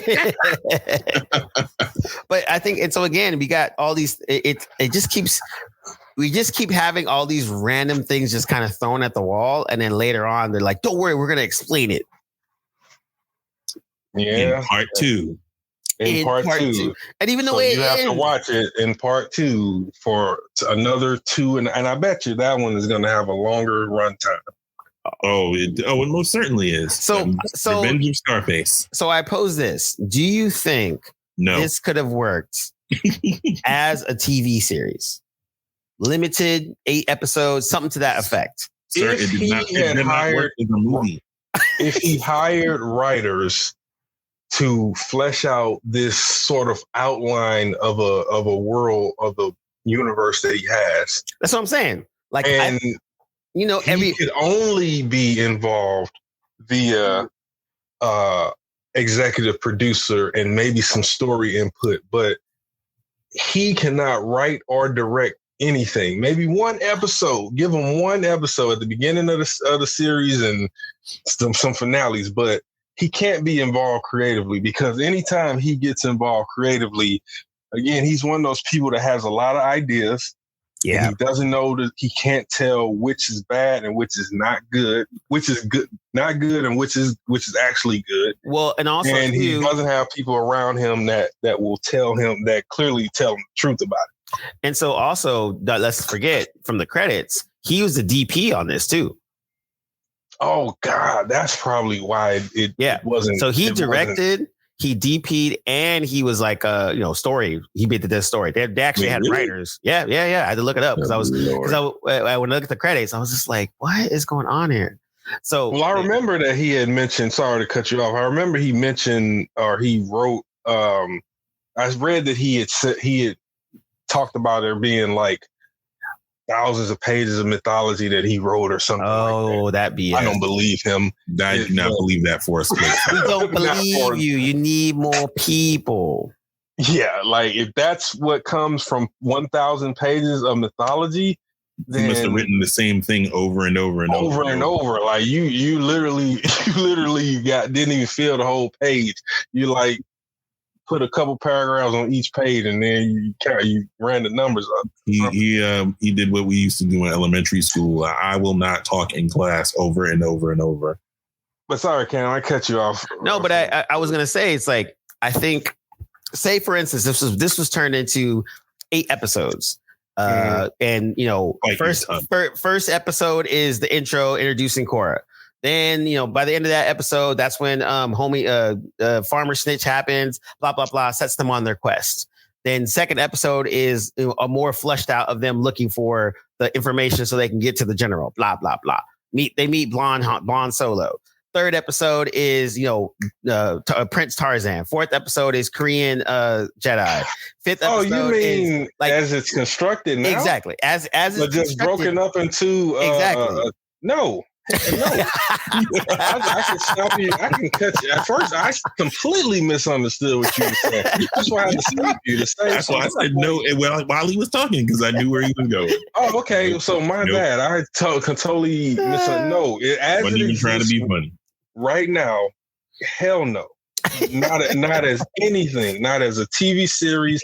Not even as a short run limited graphic novel of 5 issues or less.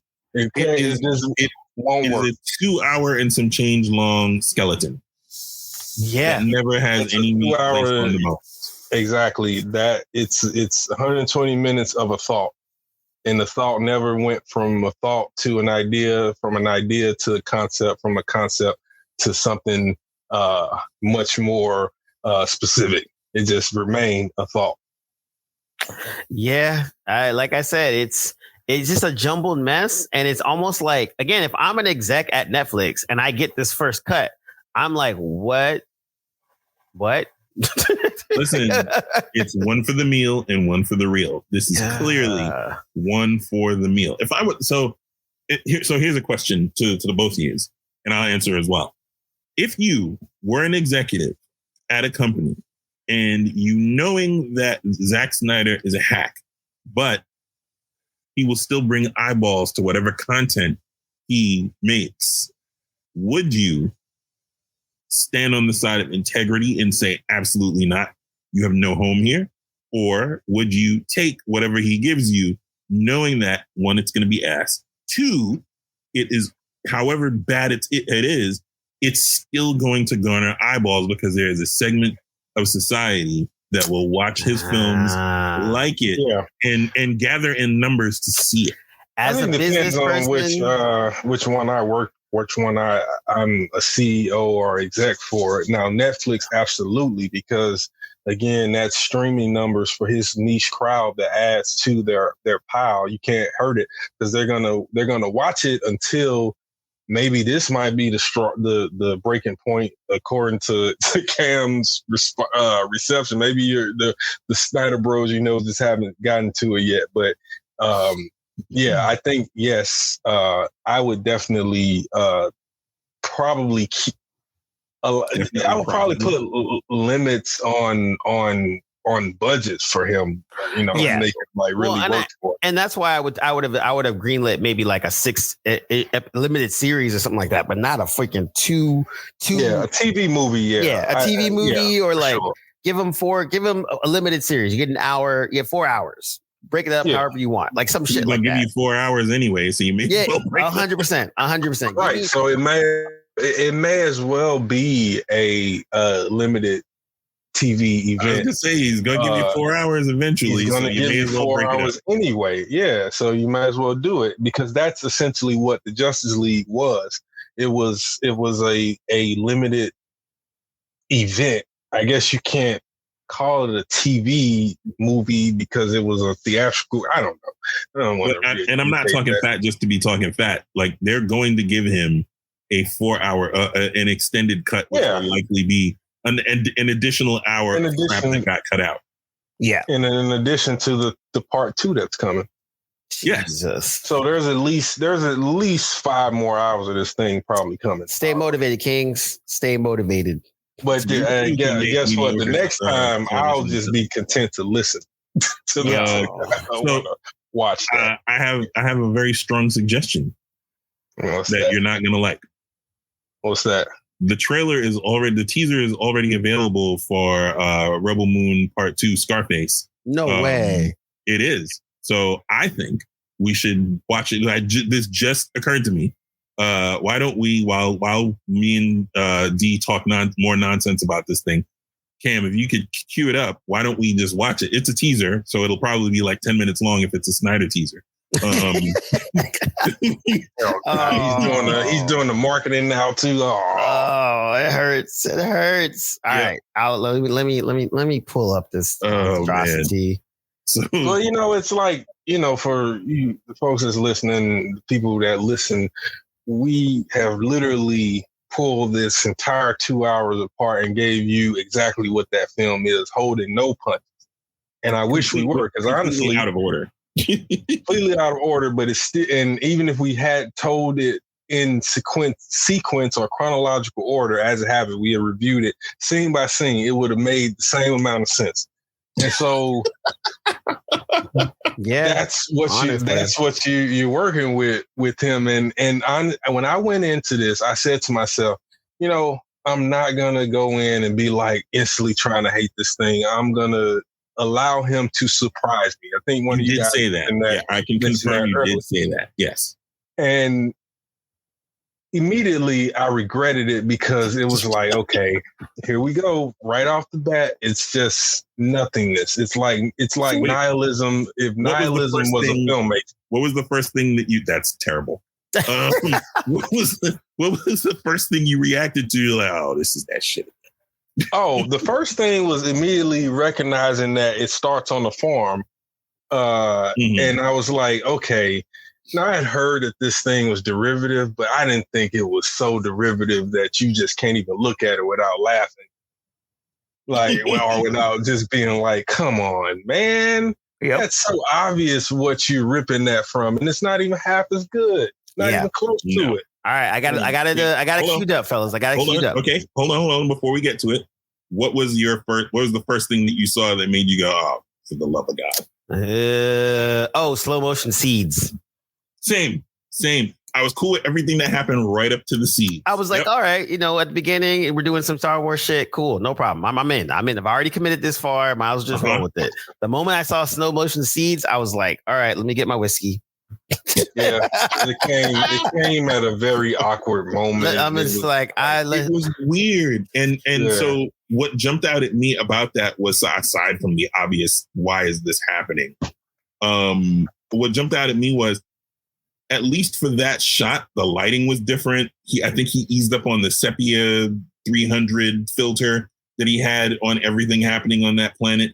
Like, it was regular. It was color corrected normally. It was very straight. It was just wildly. It was a wild departure from everything that you'd seen the first, I don't know how many, 10 minutes maybe prior to that, for no reason. So he was the DP. Clearly, he made a choice to go full color without the sepia thing going on, which makes absolutely no blood clot sense. None. But that's the story of his filmmaking. I think, again, it's nihilistic filmmaking. Nothing matters. It's like the Mad Hatter. If I rule the world, nothing would be what it is, because everything isn't what it is, or whatever that quote. Yeah, exactly. that quote. That's Snyder with a camera. Yeah. All right. Well, let's we already ranted for way longer than we've almost ranted for the length of a Snyder movie. So I just want to put that out there, guys.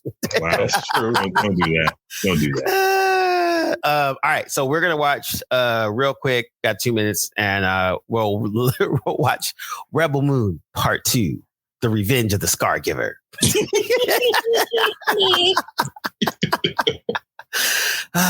That's another thing wait, hold on. Your name is Scargiver, but we didn't see who you gave the scars to? Like, what? Amen. And they threw it out there in the most random moment. It wasn't even like they were telling the story. Like, okay, why not tell the story of Ariadne or whatever her name was?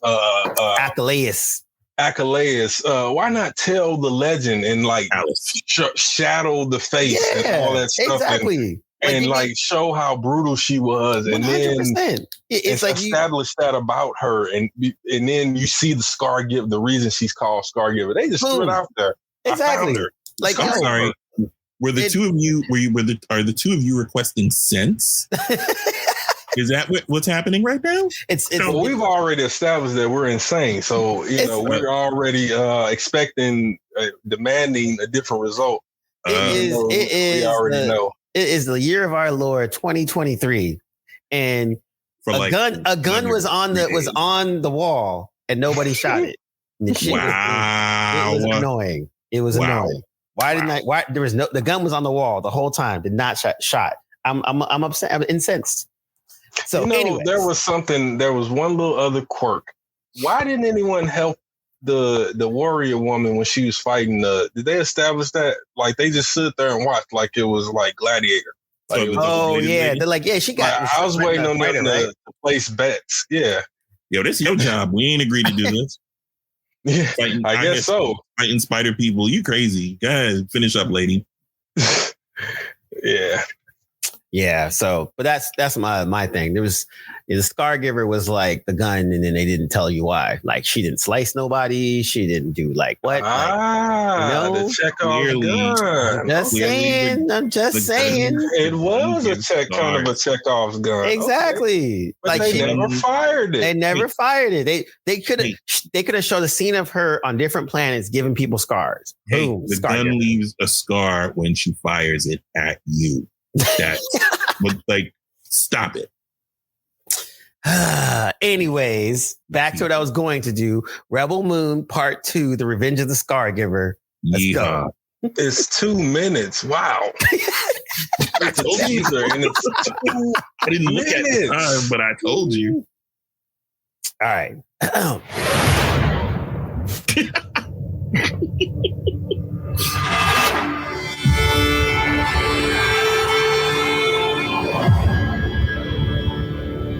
Their nightmares us fighting together to defend something we love. You must know you cannot win.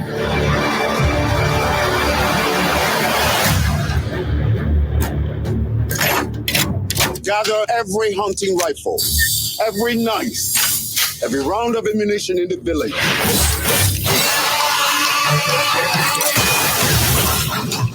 That's impressive.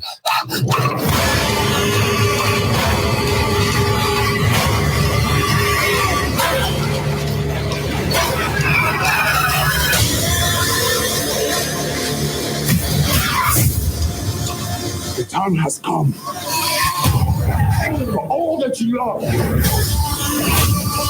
Show them no mercy. You stand between us and annihilation.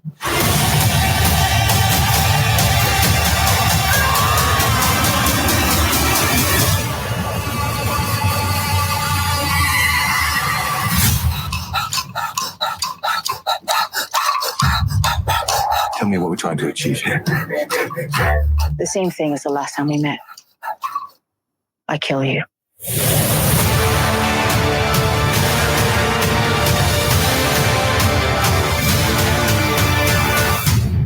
Was that dreadnought really flying towards a singularity, towards a black hole, a gigantuan black hole?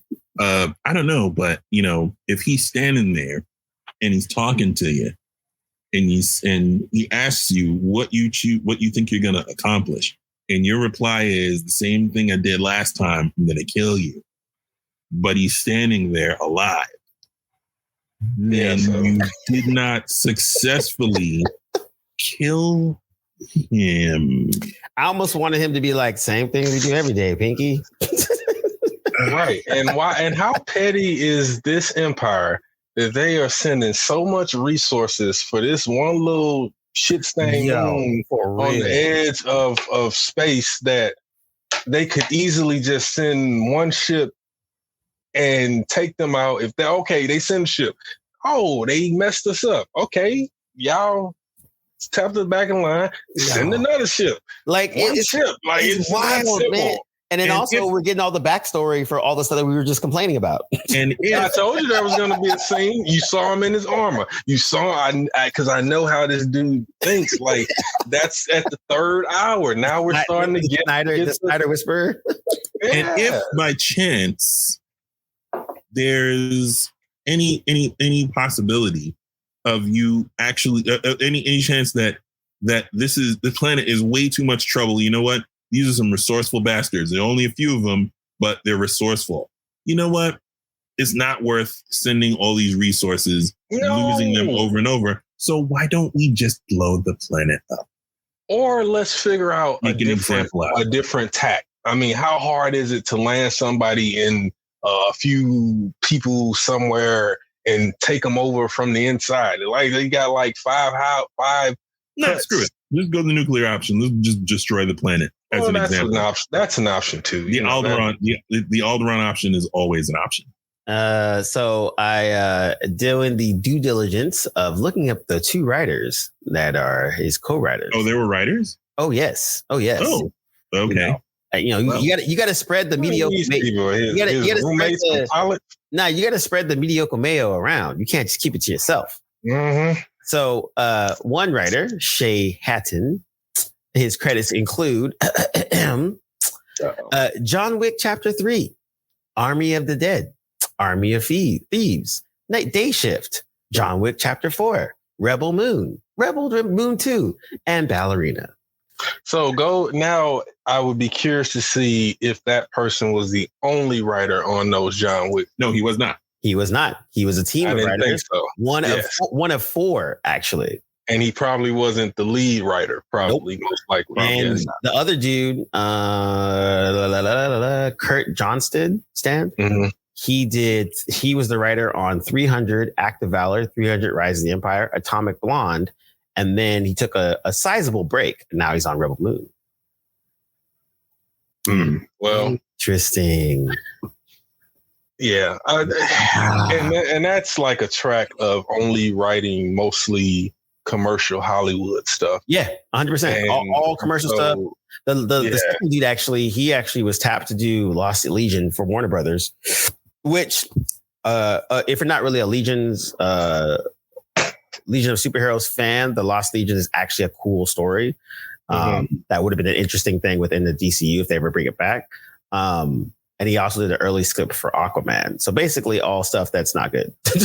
So my thing is, it's we now live in a world where the guy who wrote Mortal Kombat is also the guy who wrote Shang-Chi.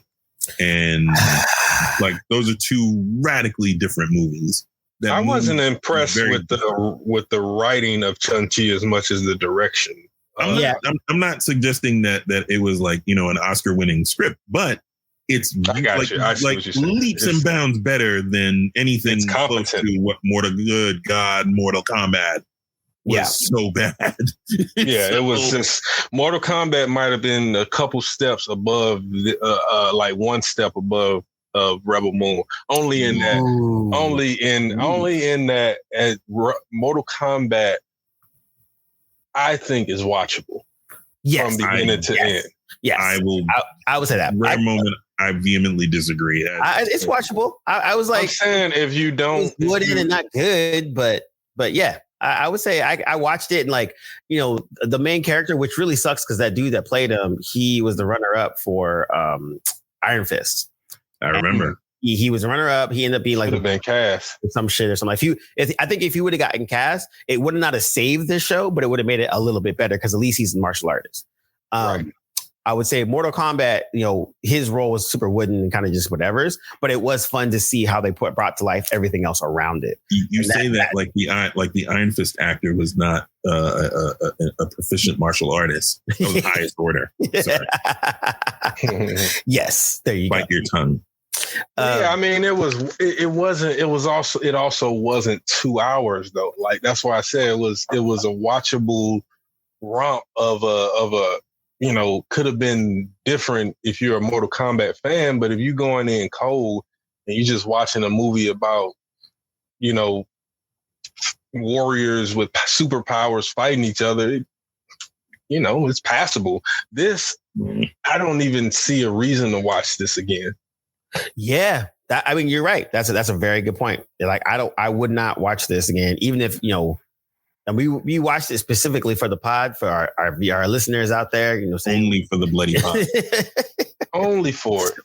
And I forgot at least several times. These guys had to remind me, and then I had to write it down because I kept forgetting. And then it finally came to the point where I forgot even after I wrote it down, and then someone mentioned it again. I was like, you know what? I have to do it now, because if I don't do it now, it has to be in the moment because I'll forget.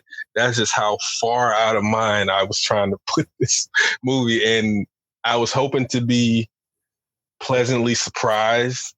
And I was just, everything that I already thought it would be was just confirmed and then doubled down on. You're silly. Yeah, I mean, and again, full disclosure, before I watched this on Christmas Eve. So everything I watched before that, I watched rom-coms, I watched some Christmas movies, I watched what else did I watch? I watched some K-dramas, and then I was like, oh, you know what? Let me finally watch this at the end. And for those of you who don't know what K-drama, I don't know if you mentioned it, it's Korean drama, right? Yes, Korean dramas. Yes, yeah. I am a fan of this genre. It's one of my favorite things to do. It's a habit I formed almost 10 years ago, and I still do now. But one of the things I fan the Korean horror. The Korean film industry makes some pretty good yeah, film. man, they out here, bro. But one of the things I would say for Korean dramas is they'll tell a complete story from start to finish within if it's a movie, it's usually pretty tight. But if it's a TV show, they'll do it in the allotted episodes they need, 12 episodes, 8 episodes, 24 episodes, whatever. And they'll meander and do all that. But at the end, you get it's wrapped up. And like very, very rarely do K-dramas get a second season. Usually they're one complete story and then they move on to another complete story. Yeah, beginning, middle, and end. 100%. And then one of the ones I was actually watching today was around a lot of like Korean mythology. And one of the things that was cool, it was a second season of another popular drama, and they introduced new characters. And then within that first episode, like the first 20 minutes of the show, the new characters are well established. You care about them. You're curious about what more about them. How do they connect to the main protagonist? So like within 20 to 25 minutes, you're already like, all right, these characters I already know. These ones I don't know, but I'm already intrigued enough that I want to learn more. And I thought for Rebel Moon, every time a new person popped up, I just like, okay. Yeah, that was a general feeling, because you weren't given real reasons. And when I say real, I know I'm aware of the irony of using that word in this situation, but I mean relatable more than anything. And because the basis of any story, whether it's set in a fantasy world or it's, again, I said it earlier, are set in reality, our fictionalized version of our own reality, is how grounded and it parallels to real human experience, to the human experience, whether that be the relationships between the complicated relationship between a father and son, or the line of succession in a royal family. Like, these are things that happen in our world. They're just happening in this world in a different way. But in order for us to understand it, to connect to it, to care about it, you have to tell us what's going on. I always jokingly refer to writers as gods of their story, but it's true. Like, when you're creating world building, and you are literally putting every detail, making it interconnected, giving it rules. Why? Because rules help you to tell better stories, because it creates obstacles in your story. When you establish these things, and how you establish them varies from writer or storyteller to storyteller and structure to structure. But if that stuff is missing, like it is here, what do you have? Yeah. Exactly. You have a huge, storyboard and concept art set piece. That's it.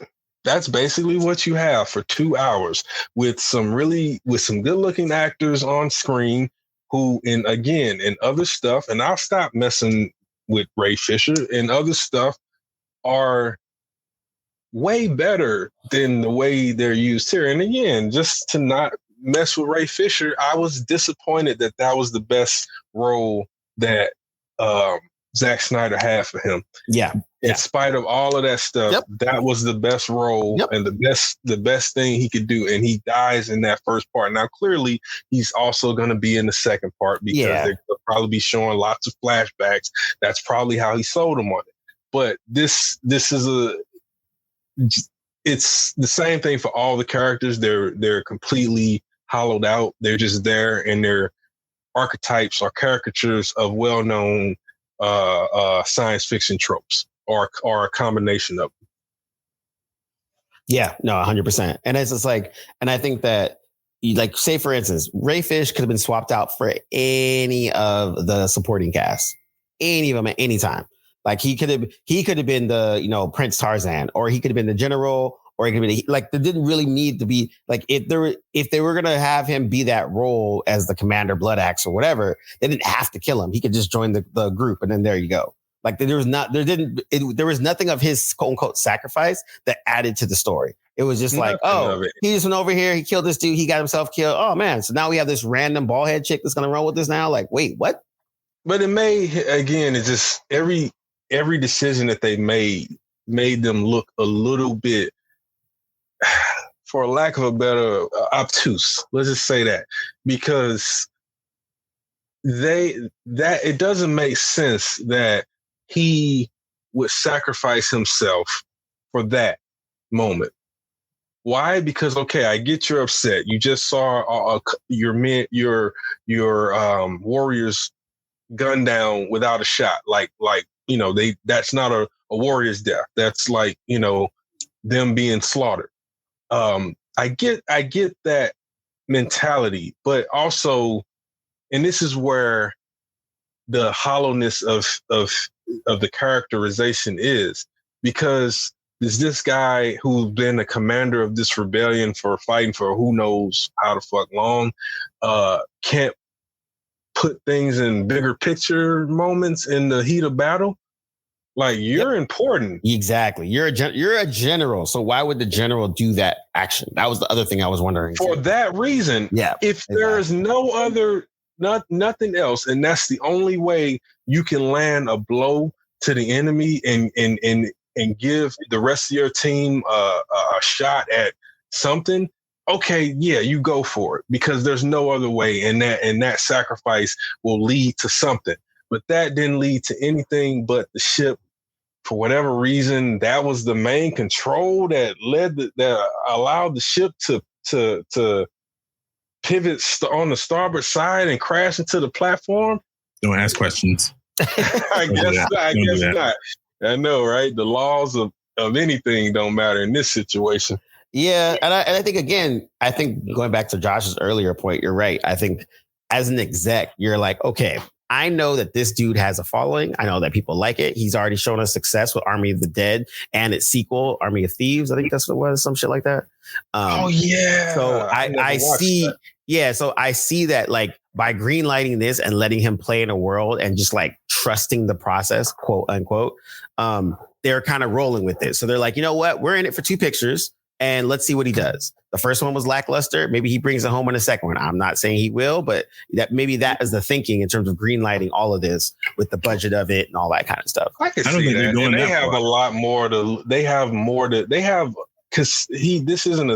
it's got a limited theatrical run. Yeah, exactly. They got a lot to gain, again, in terms of getting the loyalty of the people who follow him. He's got a following. And yes. Until they break away from, I've called him, and people can, I don't know if it's enduring or if it's a slight, but I've called him the Donald Trump of Hollywood right now. Because he has somehow made himself into a victim in that situation. Now, granted, he was let go in a kind of weird way, and it came off the edge of his daughter's suicide. So I did feel bad the way he was let go. And from all accounts, it seems like he's a pretty nice dude and a good dude to work with, because almost all these respected actors legitimately want to work with him. Yeah, they all rock with them. They definitely all rock with them. And I think that's the thing, where it's one of those ones where it's like, I liken it to like the dancer that is not good, but not horrible, but no one wants to tell them how to get better.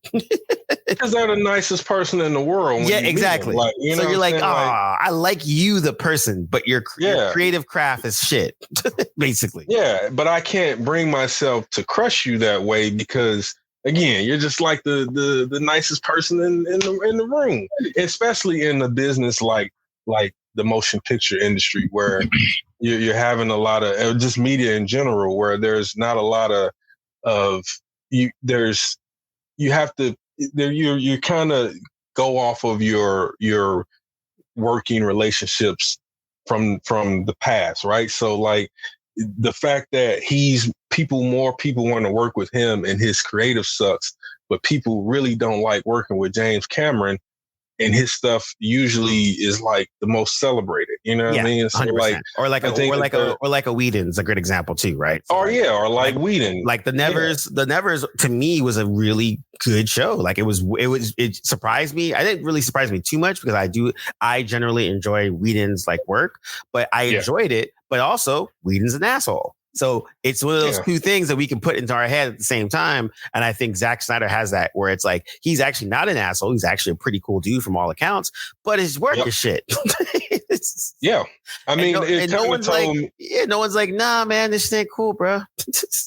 Exactly. And I said it I think I might have mentioned it earlier, but I said it to Josh definitely, that when I read that Michael Shannon was not going to was not going to reprise his role as General Zod in The Flash, because of what went down with Snyder and formerly Warner Brothers. and until Snyder gave him his blessing. And I was like, wow, if someone like Michael Shannon again is like saying I'm going to turn down a big check and all that stuff just because you messed over my guy, I think it speaks about the character of Zack Snyder. Yeah, so that's a good point. And I think that's the other aspect of it too, where I was like, I think my disdain is for Zack Snyder, the creator, not Zack Snyder. Yes, absolutely. I want to let's make that clear. I don't disdain or have anything against Zack Snyder as a person, or don't want to not see him continue his work, because we can learn from it, believe it or not, even with how bad it is. So, I think that the fact that he is seemingly, and maybe, we don't know for sure, but it seems like he's a good person with character. I think he'll continue to make films, and, maybe he will do that one that returns him to a more watchable form. I mean, Dawn of the Dead, his first Hollywood film, is a watchable film. I actually think it's a really good remake. The only thing is, once again, we didn't know it at the time, but we know it now. He likes to do too much. Got zombies running. Don't make any sense. They don't make any sense in terms of the physics of it, but in 300, like Josh said, 300 is a decent movie and a decent adaptation of the source material. And it stood out at a time where he needed it to. Mm-hmm. Yeah, no, totally true. And I think that's why I was saying, like, again, this is a good example for other creators to be like, to keep going, because, while this might be mediocre and I don't think it's great, but at the very least, it's like, hey, if something that you don't agree with is, this bad, then you might as well keep going about whatever you're working on. It's just right. I mean, like keep it moving. Someone said, hey, I'm going to give you money to make this. So that should give you a little bit of solace of like, you know what, maybe my idea is actually pretty good. Yeah, and the person read the script, or at least read what the treatment, and maybe they had missed the renewal of their eyeglass prescription. But at the end of the day, they read it and they gave him money and they said, hey, go make this. And he went out and he made it, and he made it his way. And I think now that's also a thing, that he's gotten to the point where, for better or worse, he's able to make films the way he's wants to make it. And yes, again, there goes. They're not good, but at the same time, it's content, and that's what Netflix is after. Yeah, exactly. And I think that's the other thing I was going to say. Like, I don't rock with Snyder that way, but at least he actually gets to make the shit that he wants to make the way he wants it. And I think that in itself is actually pretty impressive. Where like someone should have been like, nah, son. But apparently people are like cool with it. So he's like, I got this vision and I'm going to do it. And they're like, all right, man, here's some money. Go ahead and do it. But it also plays to the whiteness. That also plays to the tragedy. It also plays to him being a nice guy. So there's a lot of factors there. Right. There's a lot of factors. And to be fair, he is one of those filmmakers from, Generation X filmmakers who kind of went a different way than what the traditional filmmakers were doing in Hollywood when he got his start. He might have thought he was being innovative. Turns out it just wasn't telling the story at all, just putting visuals up there. But at the same time, it did, now I think about, I'm giving this guy a lot of credit, it did make him stand out, for better or worse. Watchmen wasn't great, but they put him on the map. Yeah, that makes sense. Yeah, no, but you're right. It was 300 was again, I think Dawn of the Dead is the watchable one. Sucker Punch was fucking horrible. But if you put it on the background on mute, that shit looks amazing. Like I was at a club, I was at like some bar, and it was like a club, and there was like tons of people, and then Sucker Punch was in the background, and I was like, hey, with no sound, this is actually kind of cool. And you just know a lot of his films have some cult followings at this point, where his films are going to be found by people much younger than us years from now, and they're gonna be like, "Oh, this is great." We're gonna be like, "What?"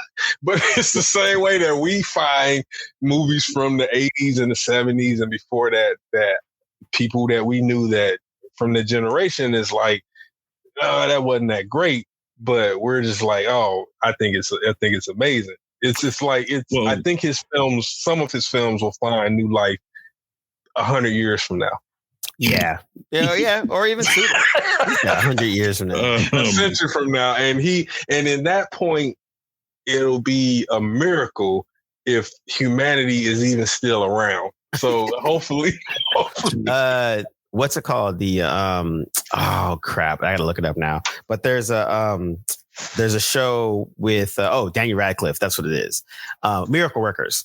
And so in Miracle Workers, it's a kind of an anthology show. It's very weird, but it's actually pretty entertaining. Yeah, it's pretty funny. Yeah, it's pretty funny. And what they do is the first season is basically these two angels are helping some humans. The second season is set in the Wild Wild West, and it's a whole other story. The third season is a post-apocalyptic future, and one of the only things that survive from that future in terms of media is Jim Carrey movies.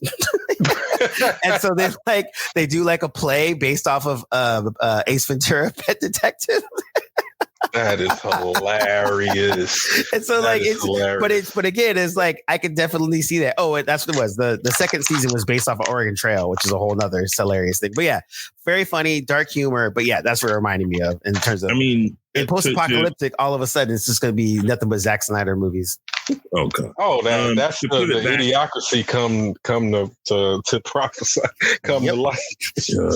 To pivot back to a point that you made a minute ago, Cam, about being able to sort of sit down and watch Snyder movies with the volume off, you also have to consider that he is a really good visual artist more often than not.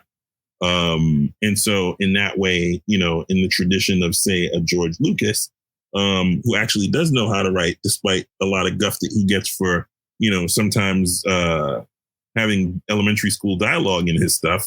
At the end of the day, you still get to where you're going. And it still adheres to a hero's journey. It still adheres to a 3-act structure in most instances. So, but Snyder, but George, so I bring up George Lucas because George Lucas is a genius level visual artist. He has a team of geniuses working for him who present him with genius level options. And he goes, I like this one, but move that there, take that other thing off, and make sure you do blah, blah, blah, blah, blah. And they go, yes, sir. And they trot off and they give him exactly what he asked for. In that regard, you can kind of see something similar with Zack Snyder. He is a terrible writer, unlike George Lucas. He does not necessarily adhere to a 3-act structure, but he is a really good visual artist with a team, I wouldn't say akin to the Industrial Light and Magic's John Knoll and those other guys who are like veteran, who practically invented everything we see on a screen. That's a visual effect of some sort. Like the wizards of that. Yeah, there's no John Knoll stuff happening on that screen. Yeah, but the concept art and the storyboards and the character designs and the production design, they're pretty impressive when you look at them just from a visual standpoint. Oh yeah, and I'm a huge proponent of his action sequences.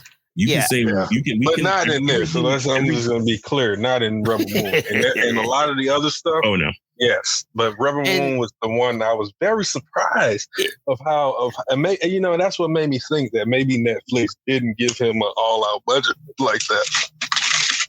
Or he spent it on the slow motion anyway. Exactly. And I would say, to wrap us all up. All right, final words. I'm not going to say, I don't even know what the final word could be, dude. I think I'm just going to leave it to you guys. Just say what you feel. let what's in your heart come out. Well, the final word is this. It is not worthy of putting on the rating scale, except that I will say it is not worth your time out of 10. And that is my final word for Rebel Moon : Part 1 : Child of Fire. You know what? I'm gonna leave it at that. I would say, this movie was budgeted at $166 million, and it looks like it was done for $1.66. Well, no, that's impossible because the Phantom costs like $100,000 to rent. But you know what? Yeah, my final word is you cannot like someone's creation and still respect them as a person. It's very high-minded of you, sir. You know, I'm trying to turn over leaves. So, you know, it's almost 2024, people. We out here. We evolving. But I will still say that this nigga sucks, and I will keep mediocre mayo. Might have to be a t-shirt along with one line of dialogue. Stay tuned for the merch. And we're gonna send Snyder a care package with all those things on it so that he can lay it out, and then he'll finally get a light bulb over his head and be like, "Oh, that's what I'm missing: a line of dialogue, show don't tell, character development, stakes, all these things." Right for you. Oh man, but yeah. So I would like Return of the Empire's New Hope. That's the name of the episode. Return of the Empire's New Hope. I wrote it down. Thank you, everyone, for listening to us for longer than the movie actually is. Oh, wow. Nope, we're right on the nose. It's 2 hours, 14 minutes. Well, now it's 2 hours, 15 minutes. So now there you go. Officially now longer than the actual run. Now we in extended cut territory. Yep, so exactly. It'll be another. We need another. Yo, give me another 70 million. I'm a rock for another hour. Mm-hmm. But yeah, so thank you everybody for listening to us rant. I will always talk about mediocre mayo. It's one of my favorite topics. Yes, that. Thank you. This is Blerdlines, and we out. Have a happy new year. Happy New Year.